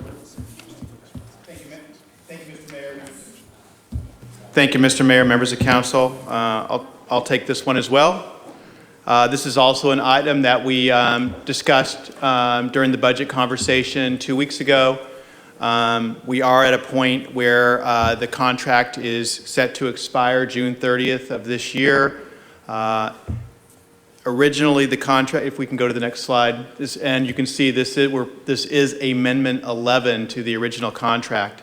The original contract was executed by previous council June 7th, 2011. Since that time, there has been 10 amendments. It is set up so that essentially there does have to be an amendment each year so that the variable cost, the labor costs primarily that are adjusted each year from the Sheriff's Department, their costs for direct labor can be, and those rates can be reincorporated into the contract. So that's why there's been so many amendments. I think there was a couple occasions where there were some unique amendments as well having to do with PERS and the way PERS costs are distributed, but essentially there has been an amendment each year. The original contract was for 5 years and then had three-year options. The first option was exercised 3 years ago, and we're now at the point to exercise the second 3-year option. So we're proposing a 3-year term beginning July 1st, 2019, ending June 30th, 2020. As mentioned last time, the proposed amount for the sheriff's contract in the 1920 budget is $3.47 million. And this was an increase of about $327,000 over the previous year. And we discussed this a little bit last time, 2 weeks ago, but I'll go over it again. There are essentially two components to that increase.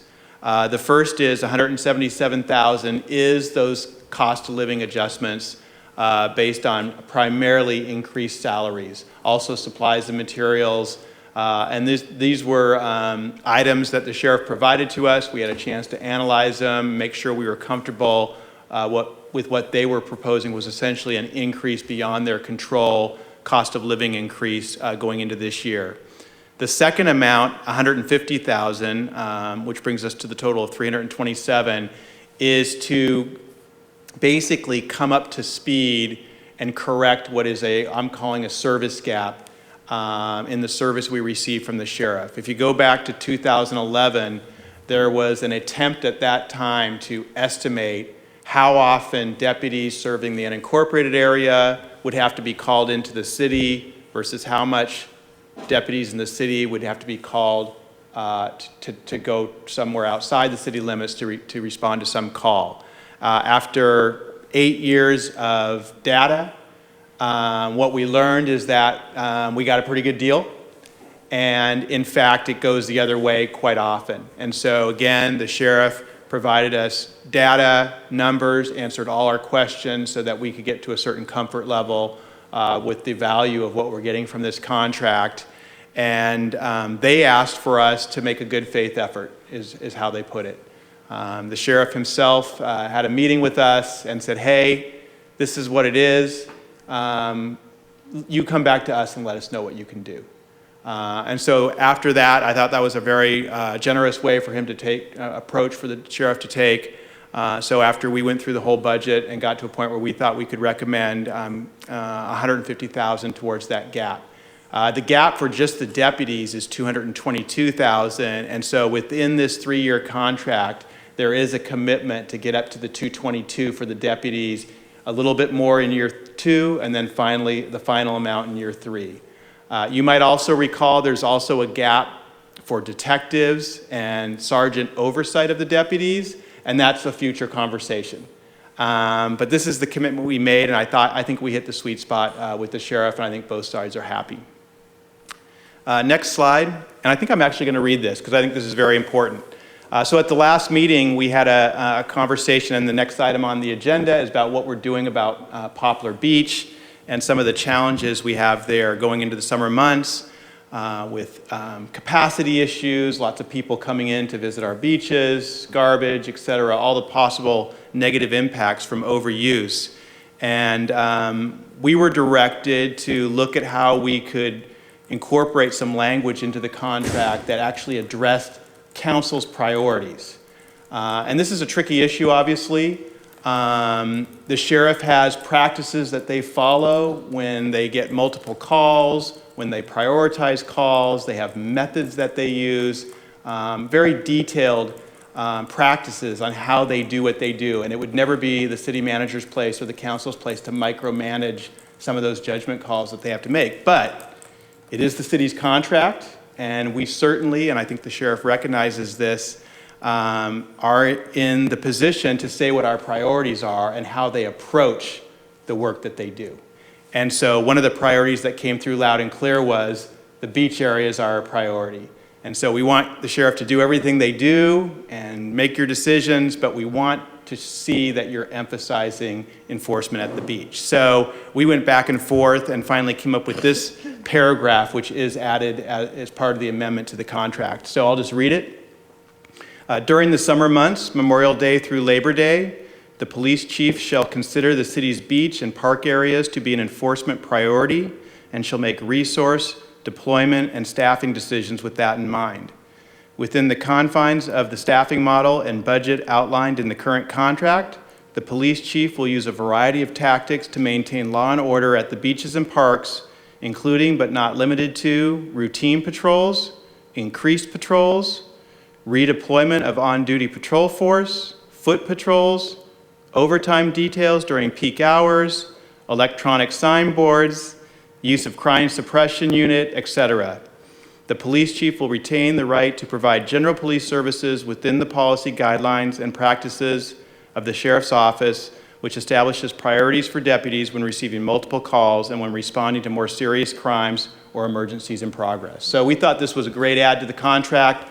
The sheriff agreed, and Saul is here to obviously answer any questions. And like I said, the next item we think you'll be very interested in is what we're doing at the Poplar Beach situation. Final slide. So our recommendation tonight is to authorize the city manager to execute amendment number 11 to the agreement for law enforcement services with San Mateo Sheriff's Office for fiscal year 2019-20 at a cost of $3,469,793 for a term through June 30th, 2022. Again, Saul Lopez, your chief of police, is here to take any questions, and that concludes our report. I'd like to make a motion that we authorize the city manager to execute amendment number 11 to the agreement for law enforcement service with the San Mateo Sheriff's Office for fiscal year 2019-20 at a cost of $3,469,000, there's no comma there, $793, and for a term through June 30, 2022. Second. All in favor? Aye. Aye. Any opposed? Congratulations, Saul. Well done. Thank you. Yes.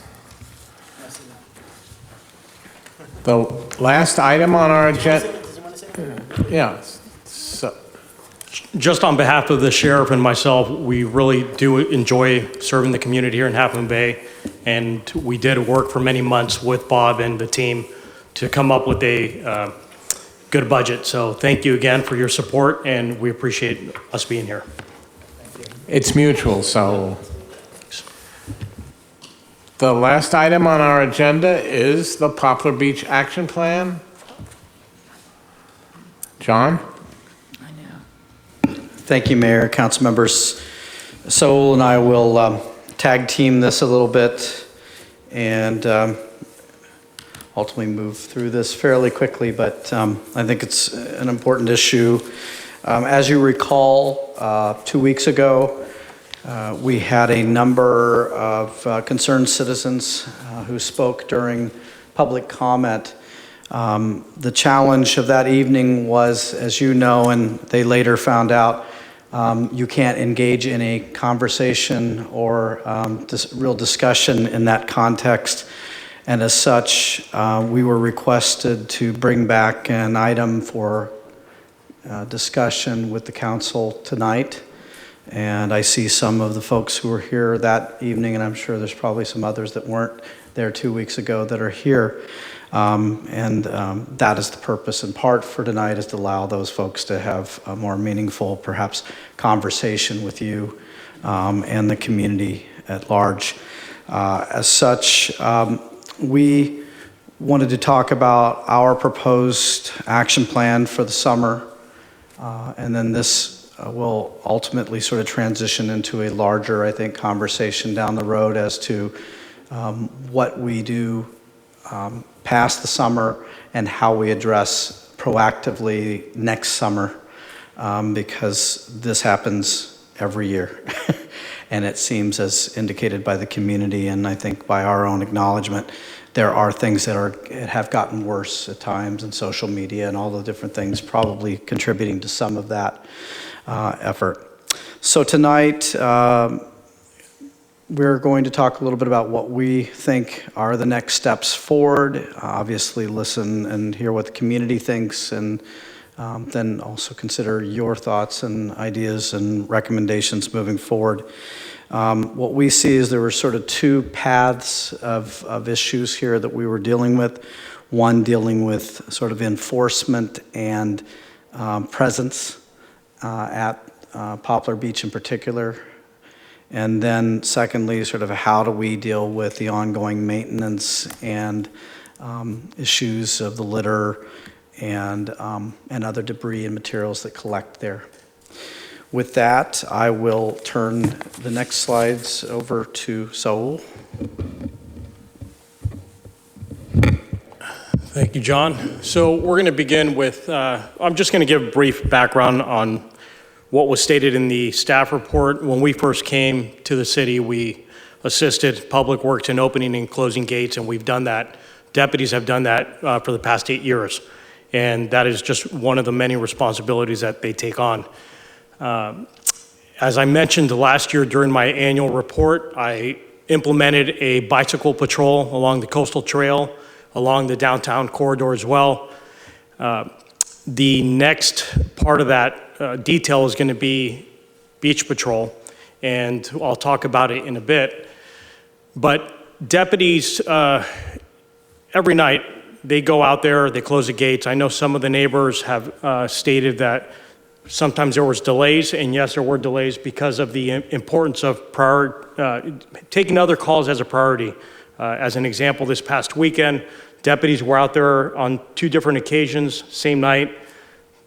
One to contact folks, cite the cars, and then they received an emergency call for a domestic disturbance within the city. It took them close to 15 minutes to get back to their patrol cars, and in any incident that's an emergency, every minute counts. So those are the issues that we do face. But we're going to continue going out there and, first of all, educating the visitors, educating the local community, because we do have locals that go to the beaches. And, working with Public Works, it is important that people are educated on the ordinances.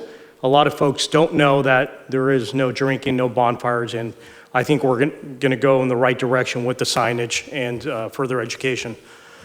So in speaking of access to the beach, most of the activity, as some of the members here present have reported, it's usually at Seymour Ditch in that area.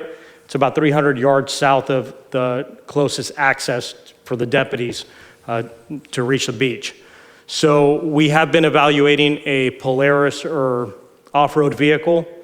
As of today, I've been working with state parks as well. Hopefully they give us access through the Kelly Avenue side, and hopefully we're able, once we purchase that vehicle, I'm going to propose it in the next couple city council meetings once I do my research on it. And that will be on staff availability, but we're definitely going to have this is one of the examples, although it's from the East Coast, we're going to have more of a California-style Polaris.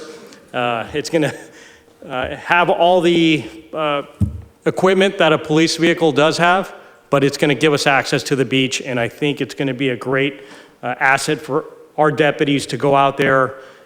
Even if they utilize it for 2 to 3 hours an evening or on the weekends, people are going to know that there's enforcement after hours. And this is just one part of the actual plan. Yes. So just real quick, just brainstorming thousands of different things. I don't know what the access is for multiple jurisdictions to possibly go in on something like that, but then like beach cleanup, like we already have a bunch of people down on the beach doing all this beach cleanup. If that could possibly be a vehicle for them early in the mornings, or like possibly with Seahorse Ranch with like that aspect of it, and like possibly sharing costs. I don't know if that's even a possibility. Just throwing that out there. No, and it's a great question, and to that point, with the sheriff's office, we've had such a great relationship with state parks. We deal with 50 miles of coastline. We actually take a lot of their criminal investigations because, again, they don't have that capacity, so we do have that great rapport. As another example, this past weekend when deputies were out there, we received a complaint from a community member, which is great. After I encouraged people to call, they started calling. As kids started going to the beach instead of coming from the beach, so we can catch them in the act, basically. And state parks actually gave one of our deputies a ride in their off-road vehicle and actually took them to that location. So we were able to locate the party, although from what I understand, they were law-abiding, they were just hanging out, and unfortunately did have a bonfire that was put out. But that's just part of the education process as well. So we are working with state parks, but hopefully if we're able to purchase this vehicle, it's going to be, again, a great item for us to have. It's just another force multiplier for us. I will add this, that Public Works has actually been discussing a similar vehicle, one that will have a back dump and be able to pick up garbage bags and cans and everything, and that is actually funded in the current year budget. We're going to be looking at also acquiring that. The biggest challenge we have, which I think Captain Lopez has at least answered to it from their perspective, is they're looking to access down at state parks, at St. Francis or at Francis State Beach, because we don't really have a place that this can come up and come down from, and we'll have to be looking at a similar arrangement with state parks for access, but we think that can be resolved and addressed. But we're also looking at it from the context of dealing with the trail and the pathways that we're dealing with cleaning, picking up garbage, and patrolling, particularly when we have difficult traffic conditions. This would provide us the ability to get down these pathways, trails, and areas without having to go back out onto the streets at times and deal with it. So it does seem like we could share the vehicle, or no? So I mean, you've talked we're going to about be it. looking at a separate vehicle because I'll speak for the I don't want my guys necessarily looking like the police or the sheriff's office with the lights and everything, and he doesn't want my guys riding that and dealing with that. Now, we may go down with him on occasion for other reasons, but for the most part, we're going to have one that looks like a public works vehicle. We don't want to be mistaken for that, and go from there. But Mr. Mayor and Councilmember Eisen, the Public Works one that Mr. Dowdy's looking at will not quite have the cool factor of the one you just saw, but it will be very functional for doing public works assignments, picking up trash and so forth and so on. Also, just to note, the money that would be used for the Polaris is actually from a COPS grant, so it can only be used for police activities. It cannot be used for other activities. And so that purchase would come separate from the contract amount you just saw, would not affect the budget that you just approved any way whatsoever.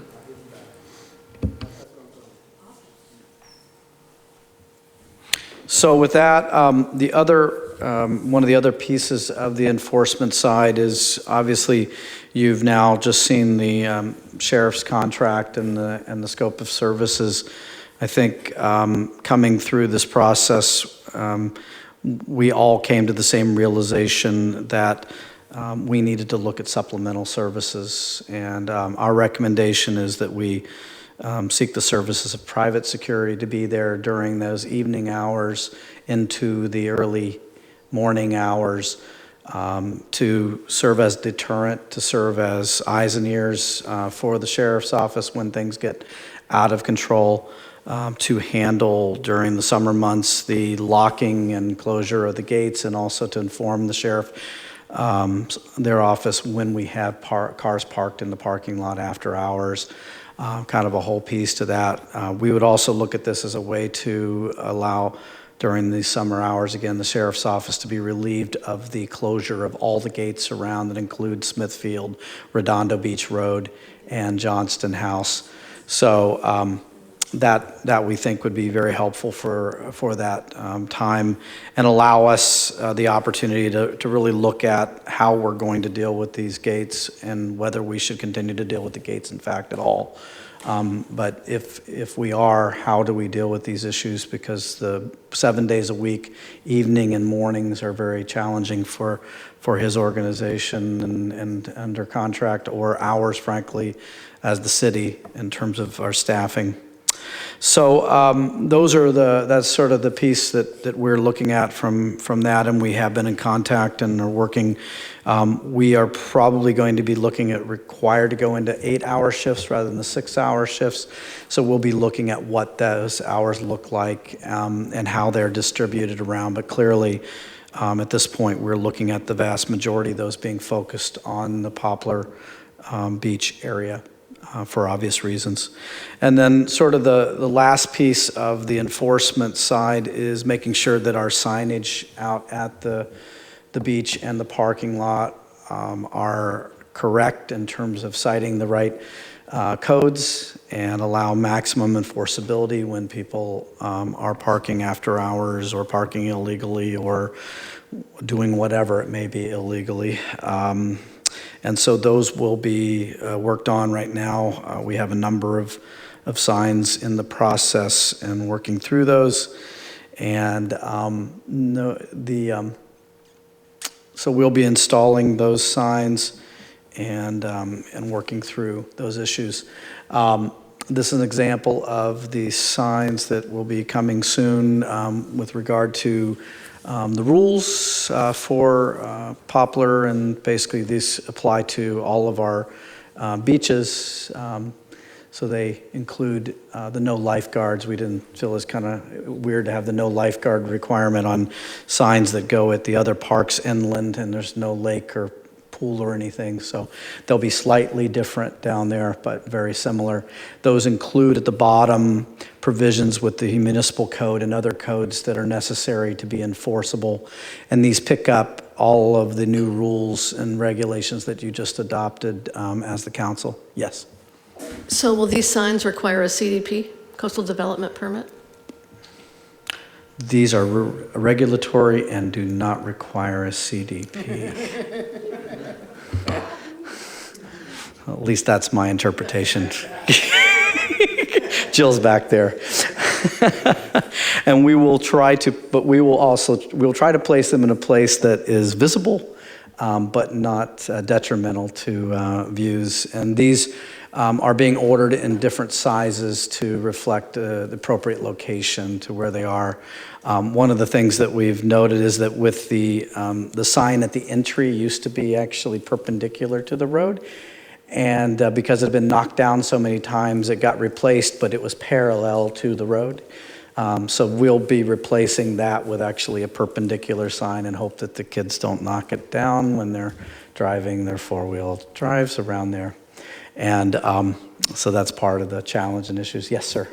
Just a quick question. Could you tell me a little more about the nature of the private security that we'll use to monitor the beaches? Sure. Well, at this point, we're still digging through those. We've asked for some proposals, and we're looking at those. Obviously, I think questions will come up as to whether those are armed or non-armed, which would be my guess that you're asking about.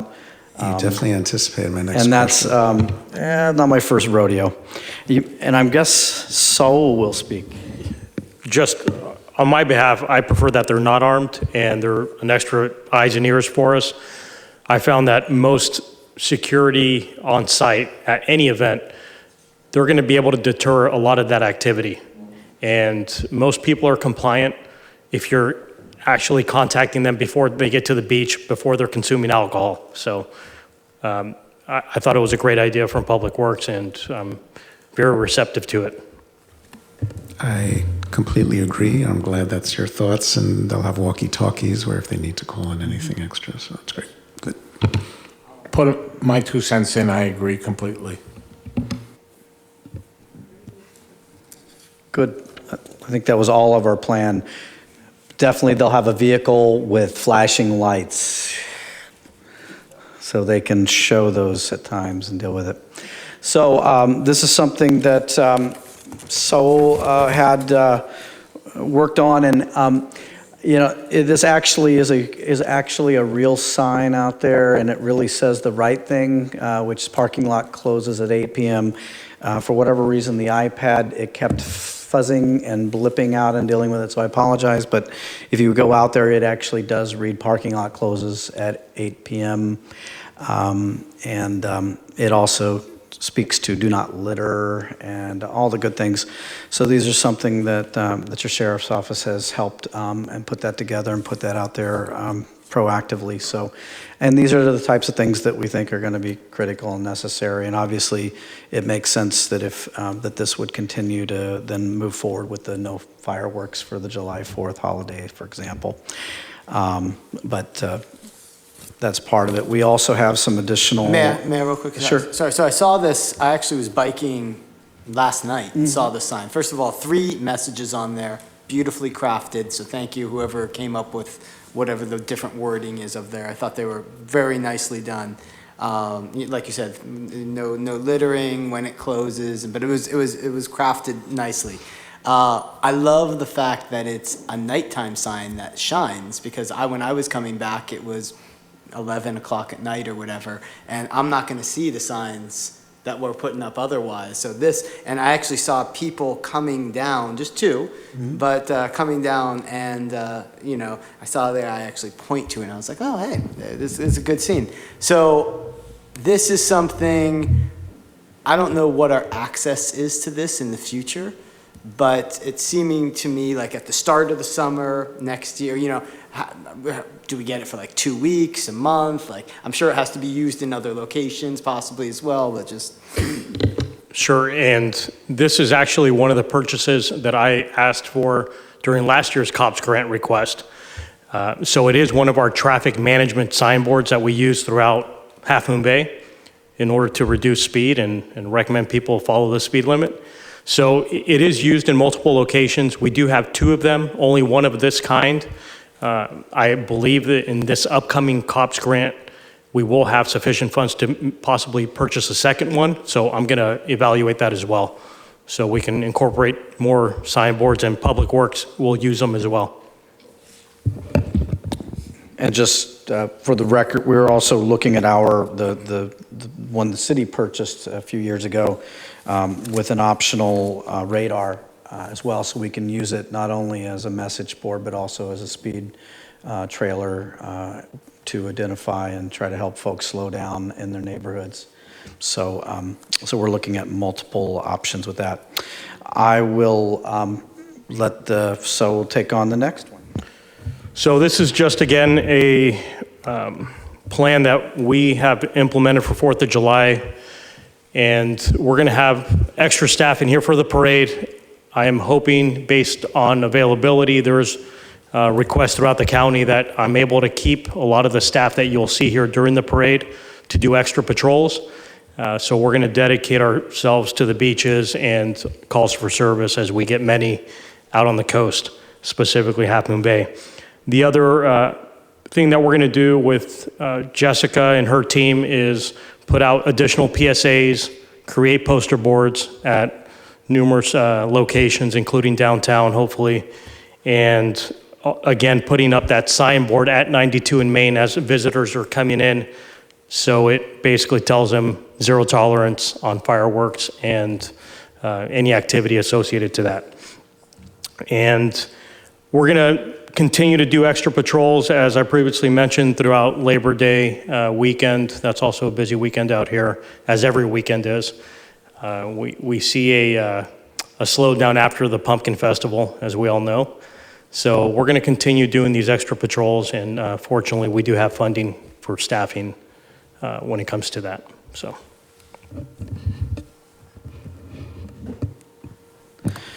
And last but certainly not least, sort of on the list, is dealing with the litter and overall cleanliness issues. And as we indicated last time we spoke with Bob's 5-point plan, we have proceeded to introduce a modified work schedule for 2 of our maintenance staff. One then therefore is working all day on Saturday, and another is working all day on Sunday, and then doing 4 weekdays. So they lead into those, and that will continue through the month of September.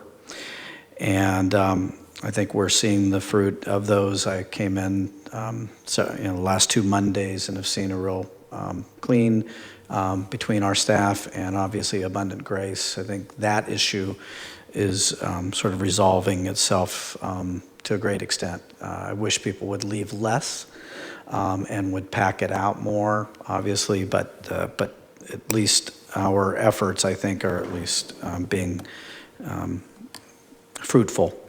Obviously, we have, and we spoke at the last meeting about the continued contract with Abundant Grace, and they are proceeding to provide great service, I think, to the city and the community as a whole. We are also going to be working... Did you see them on the news last night? Who saw it? All right, good. You'll see it in just a moment. It wasn't my idea. Because I'm kind of weird with it, but it's a very good. But we're supporting the Coastside Land Trust and the Coastal Cleanup Day. We'll continue to support other nonprofits and volunteer organizations. And ultimately, we're working on the garbage bag dispenser for the access point at Poplar Beach. So one of the things, want to go back one, since you're controlling it?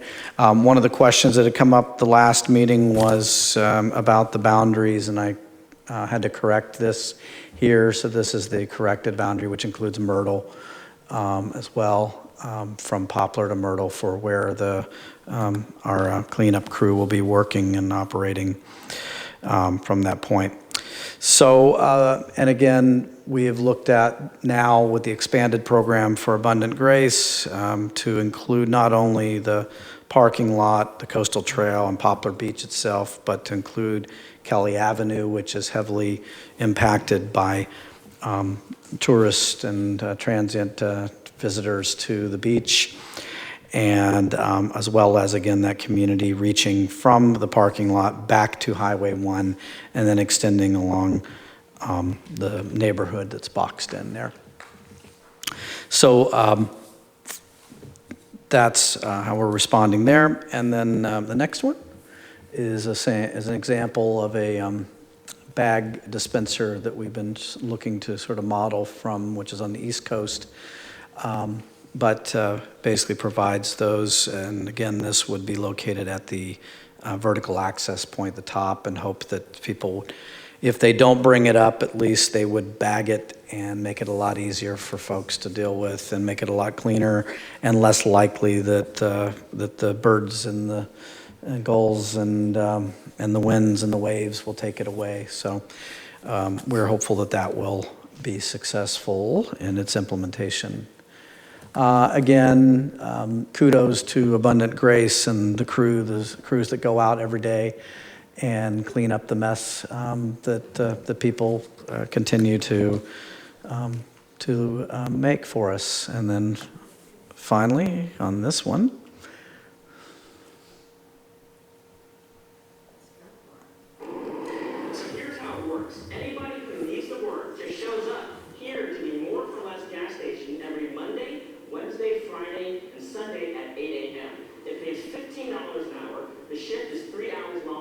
you get paid in cash at the end of the day. This has been so successful that the city of Half Moon Bay is now expanding the program. You can tell the crews have just come through because Poplar Beach looks immaculate even after a busy weekend. But this is typically what you see on a Monday morning. Hundreds of pounds of garbage, red cups, fast food wrappers, alcohol containers, and burnt logs. Lots of burnt logs. In their first year of the program, the mostly homeless workers have hauled away hundreds of bags totaling tons of debris. For our council and for our staff, it was a no-brainer. John Downey is the Public Works Director and says the city gladly voted to increase the funding for the program from $60,000 to now $80,000 in its second year. Saying for the public, the homeless, and the environment, it's a win-win-win. We've taken a lot of folks who struggle to find employment because of various challenges and issues in their lives, and they've been able to get work and regular work, establish work history. We've been able to clean up, an area that was greatly in need. Eric Devoti is the Executive Director of Abundant Grace, who coordinates the program, and says with that payday comes something else, pride and confidence. The idea that homeless people don't work or don't want to work is false. And for people who are real struggling to connect to their larger community, to be a part of meaningful work, and to see themselves as helping others in the community as well. In Half Moon Bay, Kit Doe, KPIX 5.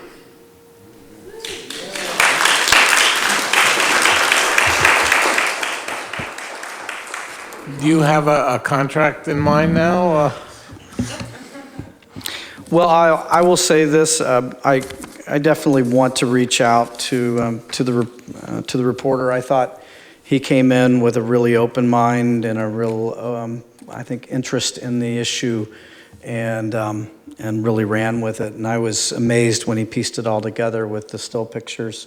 Unfortunately, the Abundant Grace staff had been out at the farm. There had been about 12 out at the farm, and they had dispersed, and they'd already been on the beach earlier in the day, so we didn't get a live shot, but he was interested enough to take those still pictures and build them into it. I thought it was an excellent, and I hate to see myself on camera, but I thought he did a very nice job and really spoke to the community and the issues, so I was very pleased. I'll absolutely sign anything anybody wants. As long as it doesn't involve a check involved in that deal, I won't sign that. So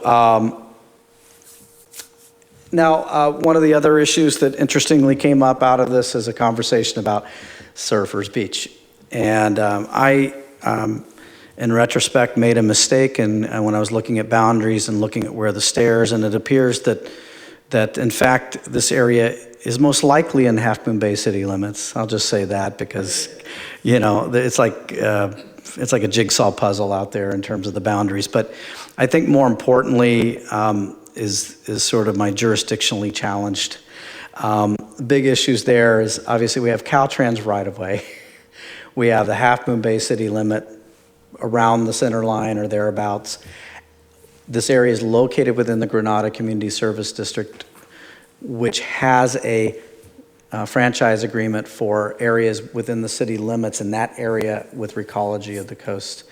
So it certainly adds up to a mess, and which is what we have. Interestingly, when this picture was taken this morning, if you look over here, there's a tire sitting there.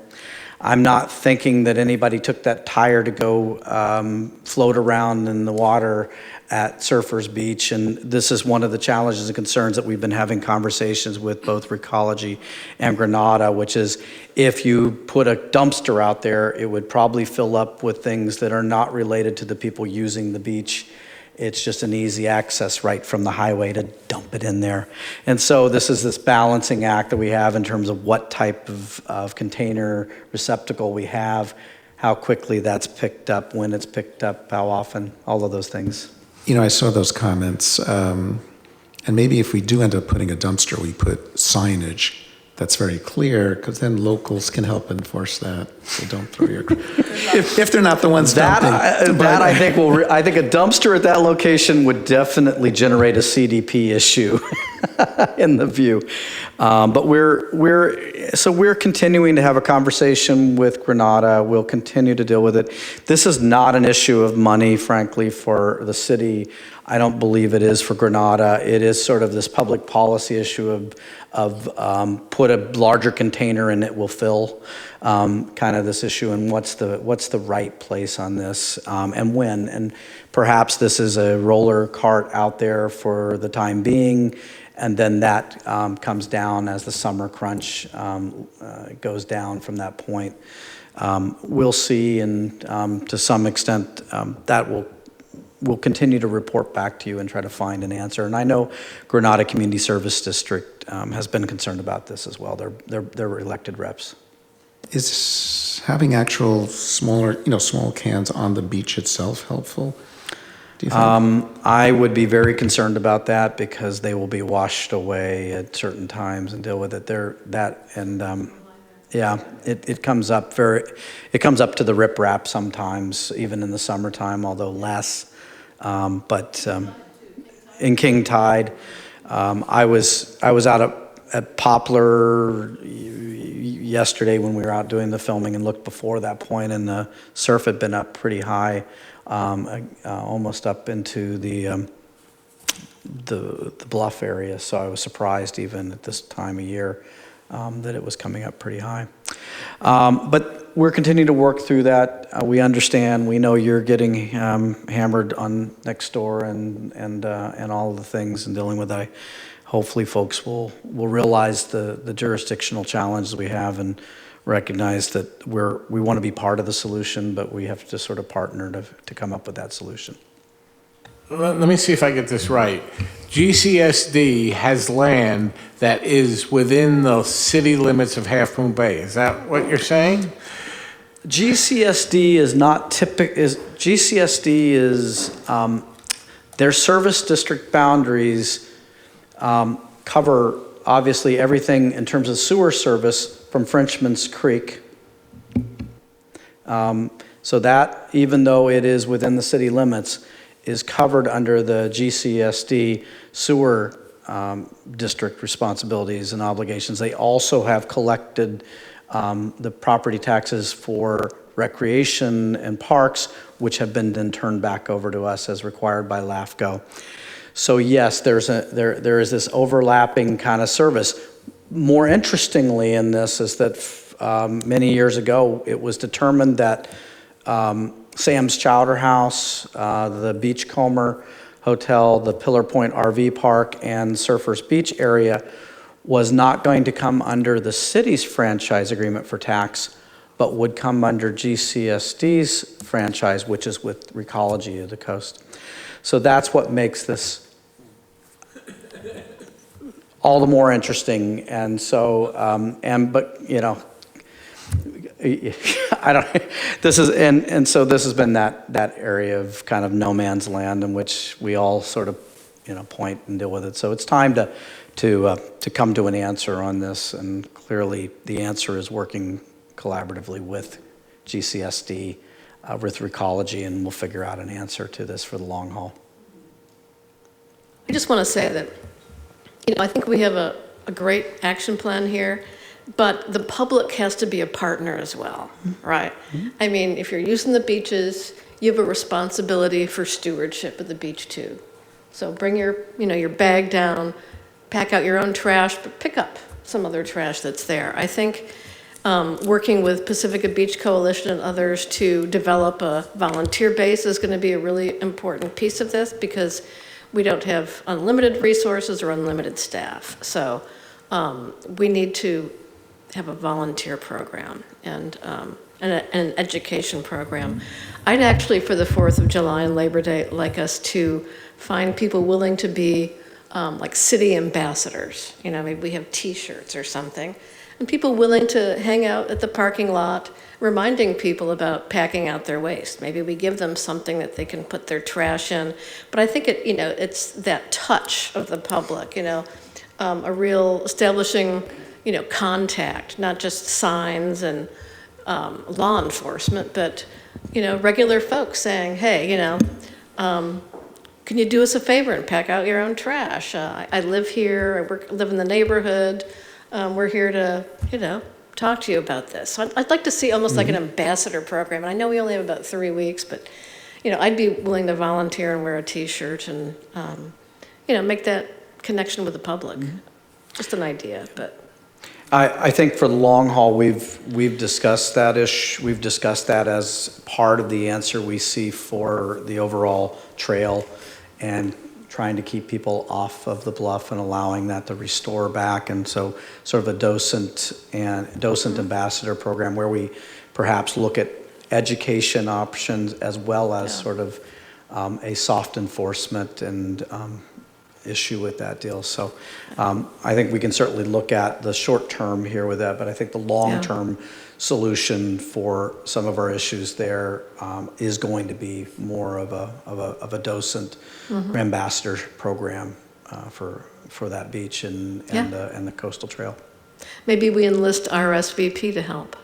And we have one slide, and then I know there's folks who want to talk.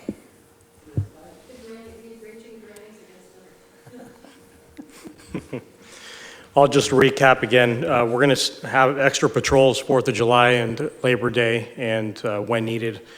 Again, that's going to include bicycle patrols, off-road motorcycles, and once we do purchase that Polaris or that off-road vehicle, it's going to be beneficial to my entire staff.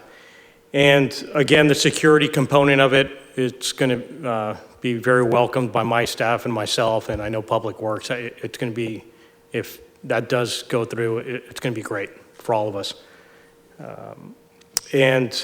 Finally, the recommendation on behalf of Public Works and the Sheriff's Office, we would ask the Council to affirm the action plan and authorize city staff and contractors to proceed with the proposed plan to implement it.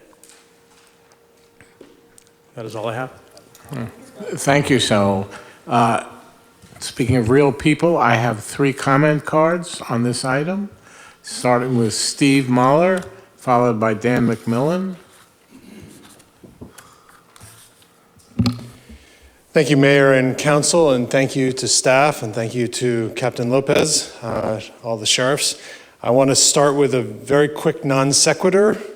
I have a lot of things to talk about, but one of the things that came up in my mind when hearing conversations about the beach and trash in particular, opportunities, budgets, etc., I would like to put a bug in the right person's ear, whether it's John or Bob or the council or somebody, that what if we were to find a source for very inexpensive reusable garbage bags that were branded with the Half Moon Bay logo on them. It would give people an opportunity to bring something down to the beach. It would, say, hey, I'm going to Half Moon Bay, one of the beaches, or I'm just going shopping downtown and I've got a reusable bag. Markets charge money for these. I'm sure if we bought 10,000 of them, they would be a penny a piece or something like that.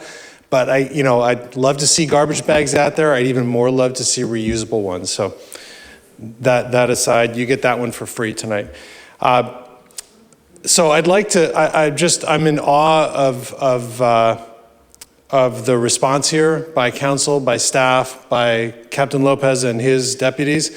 I have numerous opportunities over the last few weeks to talk to a number of people in this room and sheriff's deputies and other residents, and I'm quite frankly grateful, and I speak for my wife and other neighbors, for the amount of that we have felt so heard here, and that we are seeing progress being made, and that there is an ongoing conversation and an understanding and a grasp of the seriousness of this. So thank you seriously to all of you.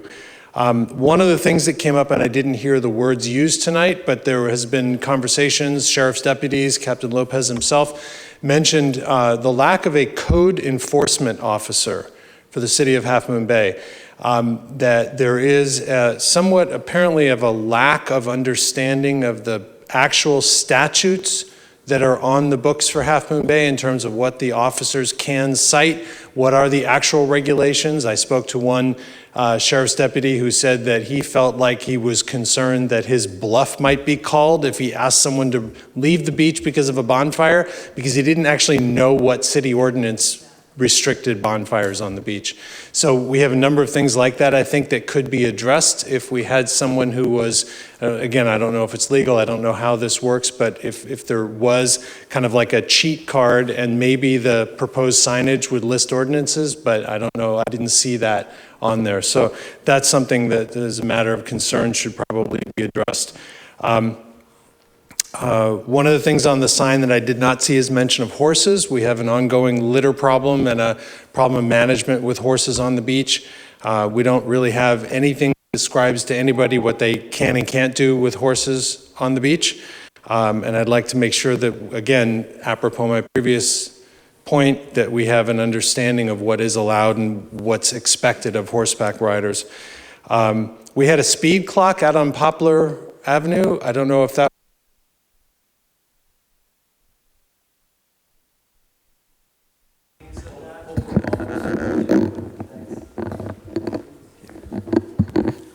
So one of the problems we've had safety related out there has been speed, and I know there was a speed clock out there because my dog and I tried registering it and we only got up to 3 miles an hour. I was very disappointed about that. So I guess that's I don't know if that question can be answered, but it's a kind of a rhetorical thing. What did we learn from that? And lastly, we had an incident a week or so ago with one of my neighbors where there was someone who tried to bypass the security gate at Poplar after it had been locked, and they tried driving through the field. They ended up driving through one of my neighbor's yards. The neighbor confronted the people, and there was an altercation. And it kind of escalated rather quickly. The sheriff's deputies did show up eventually and diffuse the matter. Unfortunately, the party who had made a threat to one of my neighbors had left the scene at that point. And it kind of brings to point and underscores the need for private security and someone aside from one of the neighbors who were not equipped or able to really respond in those kinds of situations. So again, I appreciate the conversation, and I think that will actually add significantly to the security there. So thank you. Thank you, Steve. Lots of good information. Dan McMillan, followed by Jennifer Lockhart. I was here 2 weeks ago, and I want to second what Steve said. I really appreciate the efforts of the council and city staff and the sheriff and what has changed in the past 2 weeks. It's been a very much appreciated in the neighborhood.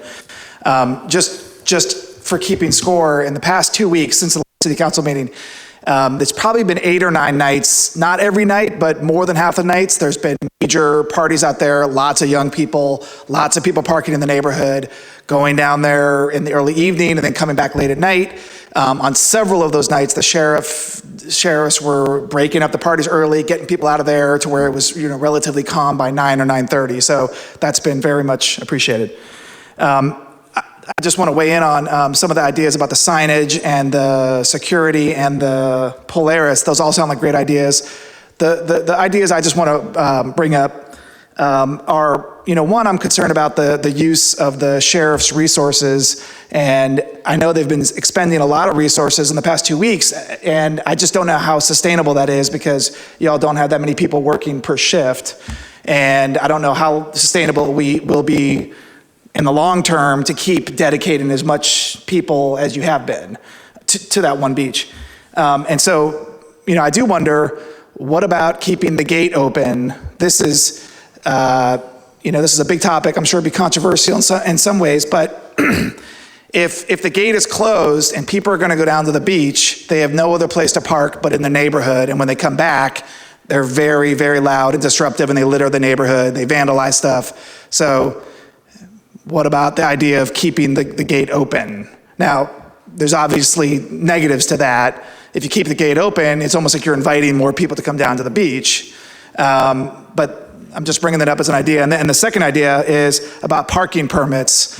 I challenge you to find a beach town on the coast of California that does not have some type of parking permits and limiting parking close to their beach.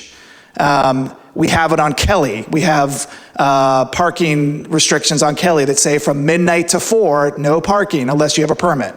So I don't know why we don't have that around Poplar Beach. And I know there's issues with California, coastal and whatnot, but other towns have done it. Santa Cruz got it, Pismo Beach got it, down the coast, they have it. So I think if we're really interested in protecting the neighborhood from major disruption in the neighborhood late at night, that is something we should also look at. Thank you. Thank you, Dan. Jennifer? Hello, and thank you. I also was here 2 weeks ago. I am amazed at what I can only imagine is how much work has gone into this over the last couple weeks. I thought we were going to come back tonight and just kind of, talk more about stuff, but I am really impressed with how much you've done in 2 weeks. So thank you. I feel like you care. No, but really, it does mean a lot because, it's been a lot of late nights and a lot of frustration and a lot of wondering if anyone really does care. So thank you. A couple thoughts as I'm looking through. Echoing Dan's comments, it's great that many parties have been broken up the last couple weeks. I think at least a few of those were nights that I called. So I'd be curious, do you know how many evenings things were monitored because of something other than a resident call? Or is it only because a resident called? Because that can't be the ongoing solution. I agree and disagree. Leaving the gate open would certainly take the pressure off the neighborhood. And I think that goes to one comment that I kept writing down as I was looking through thoughts here is what is the overall goal? A lot of what I've seen in the last 2 weeks, I've talked to officers many evenings at 8:30 as they're clearing out the parking lot. And to be honest, I was so sad a couple nights. We had the best weather ever, and the beach was full of people enjoying a gorgeous sunset. And because the sign says that the beach closes at, or the lot closes at whatever time, all those people were getting tickets, and I felt so bad. But that's what the sign said. So is our goal to clear the parking lot and maintain that law, or is our goal to prevent the abuse of people who are taking things too far? And I think for me, it's important to clarify what our goal is. Personally, I couldn't care less if people don't leave till 8:45 because they're just enjoying an amazing sunset on a gorgeous night. But certainly when they're leaving their red Solo cups all over the beach at 10:30 and then smashing their beer bottles in the middle of the road, that's not quite as fabulous. So while there's a lot in this document, especially with scarce resources, to try to really clarify what the goal is, I can't imagine the goal is absolute rigidity in every single rule and making sure that nobody ever breaks a rule that's posted on a sign, because that's not going to work.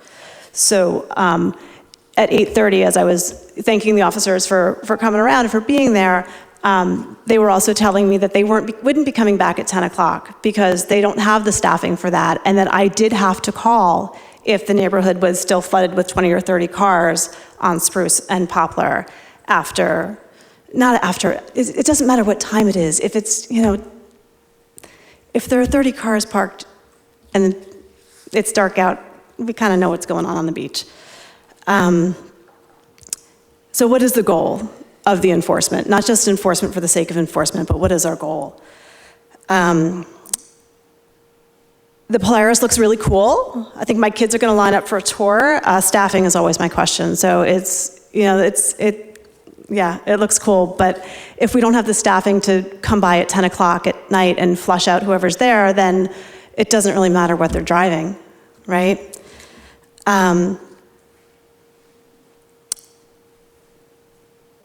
Again, when it comes to private security, they talk again about illegally parked cars, and just what's the goal? Is it to have the lot clear at 8:45, or is it to not have the damage and the abuse overnight? The signs look great. I would ask, I've had people ask me, can I walk my dog on the beach? I'm like, yeah. They said, oh, well, I just came from Kelly and you can't walk your dog there. So just, I don't know, look at the signs and kind of clarify, okay, it says you can walk your dog on leash, but then people walk too far and they get ticketed when they get to Kelly because there was no sign saying you can't have your dog here. I'm just, like I said, kind of pointing out what I saw as I looked through.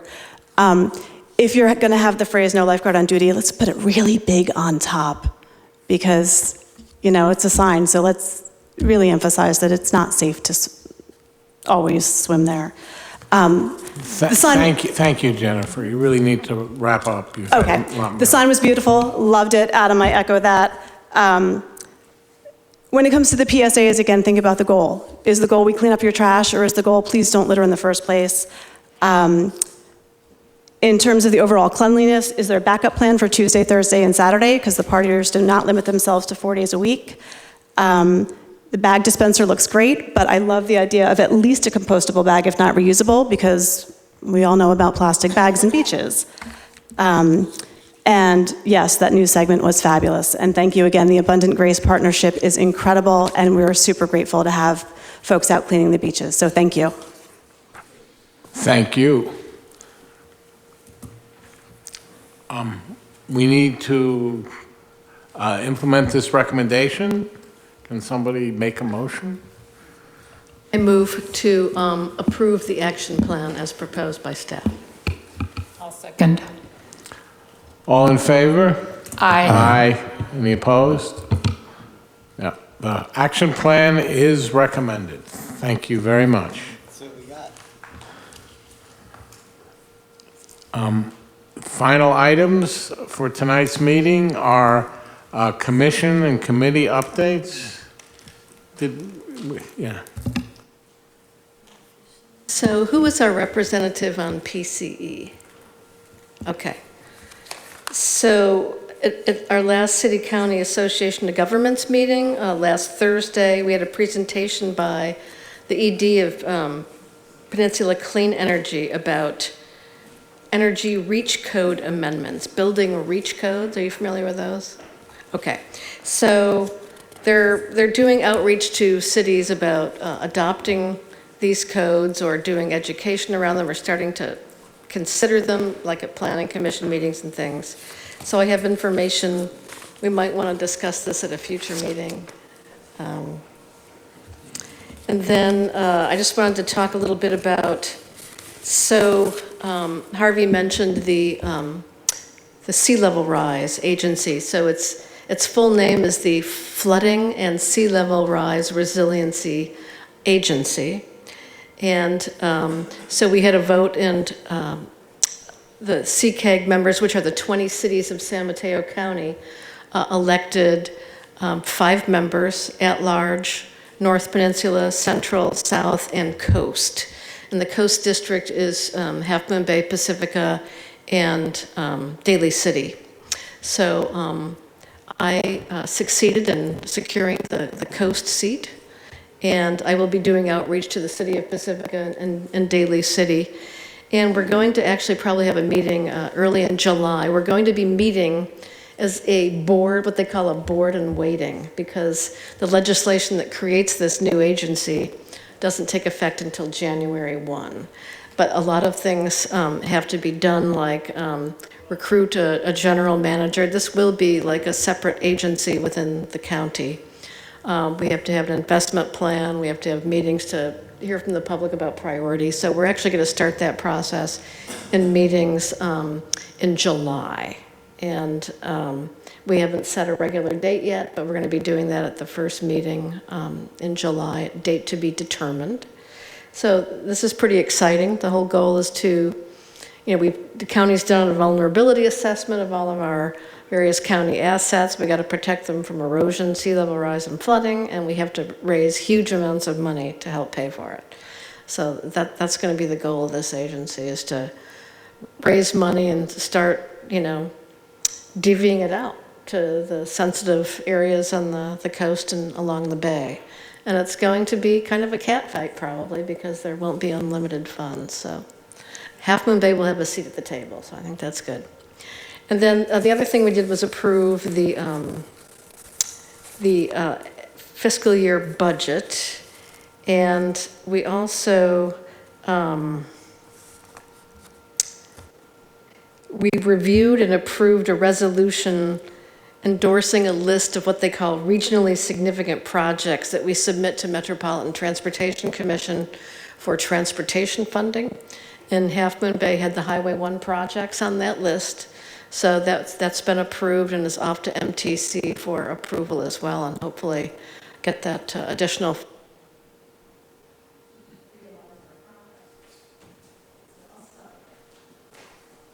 No, you're not going to stop there. What about the Ledge Committee that you attended?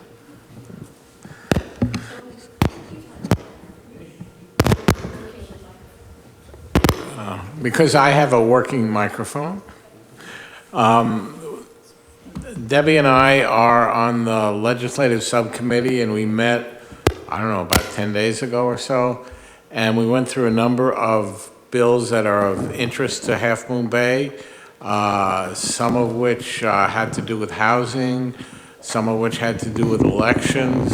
I don't want to go through the long list, but we really discussed what was relevant for the welfare of our city, and it was a very productive meeting. I just want to say that we had a wonderful conversation, I thought, and I thought staff did a wonderful job at preparing us for that meeting.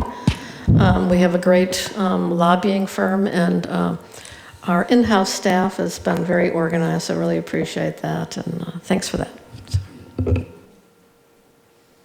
Anybody else from the council? What about possible agenda items? The next meeting is going to be July 18th, did I have that right? July 16th, and it's going to be at the library? Is that also right? Yeah. And most likely, we're going to be talking about affordable housing, among other things, and I think it's going to be a really interesting meeting. Prior to the formal city council meeting, there is going to be this, exactly what is it called, that we learned about tonight, with...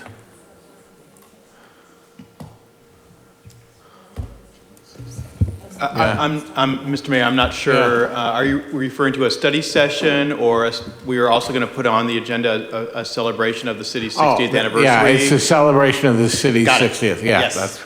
That will be either before the meeting. Okay, before the meeting. Correct. Right. So I'm looking forward to that. Anybody else? Oh, let's adjourn.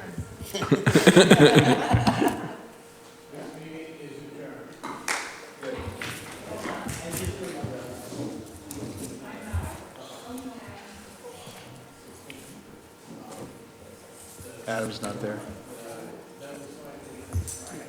At the 16th.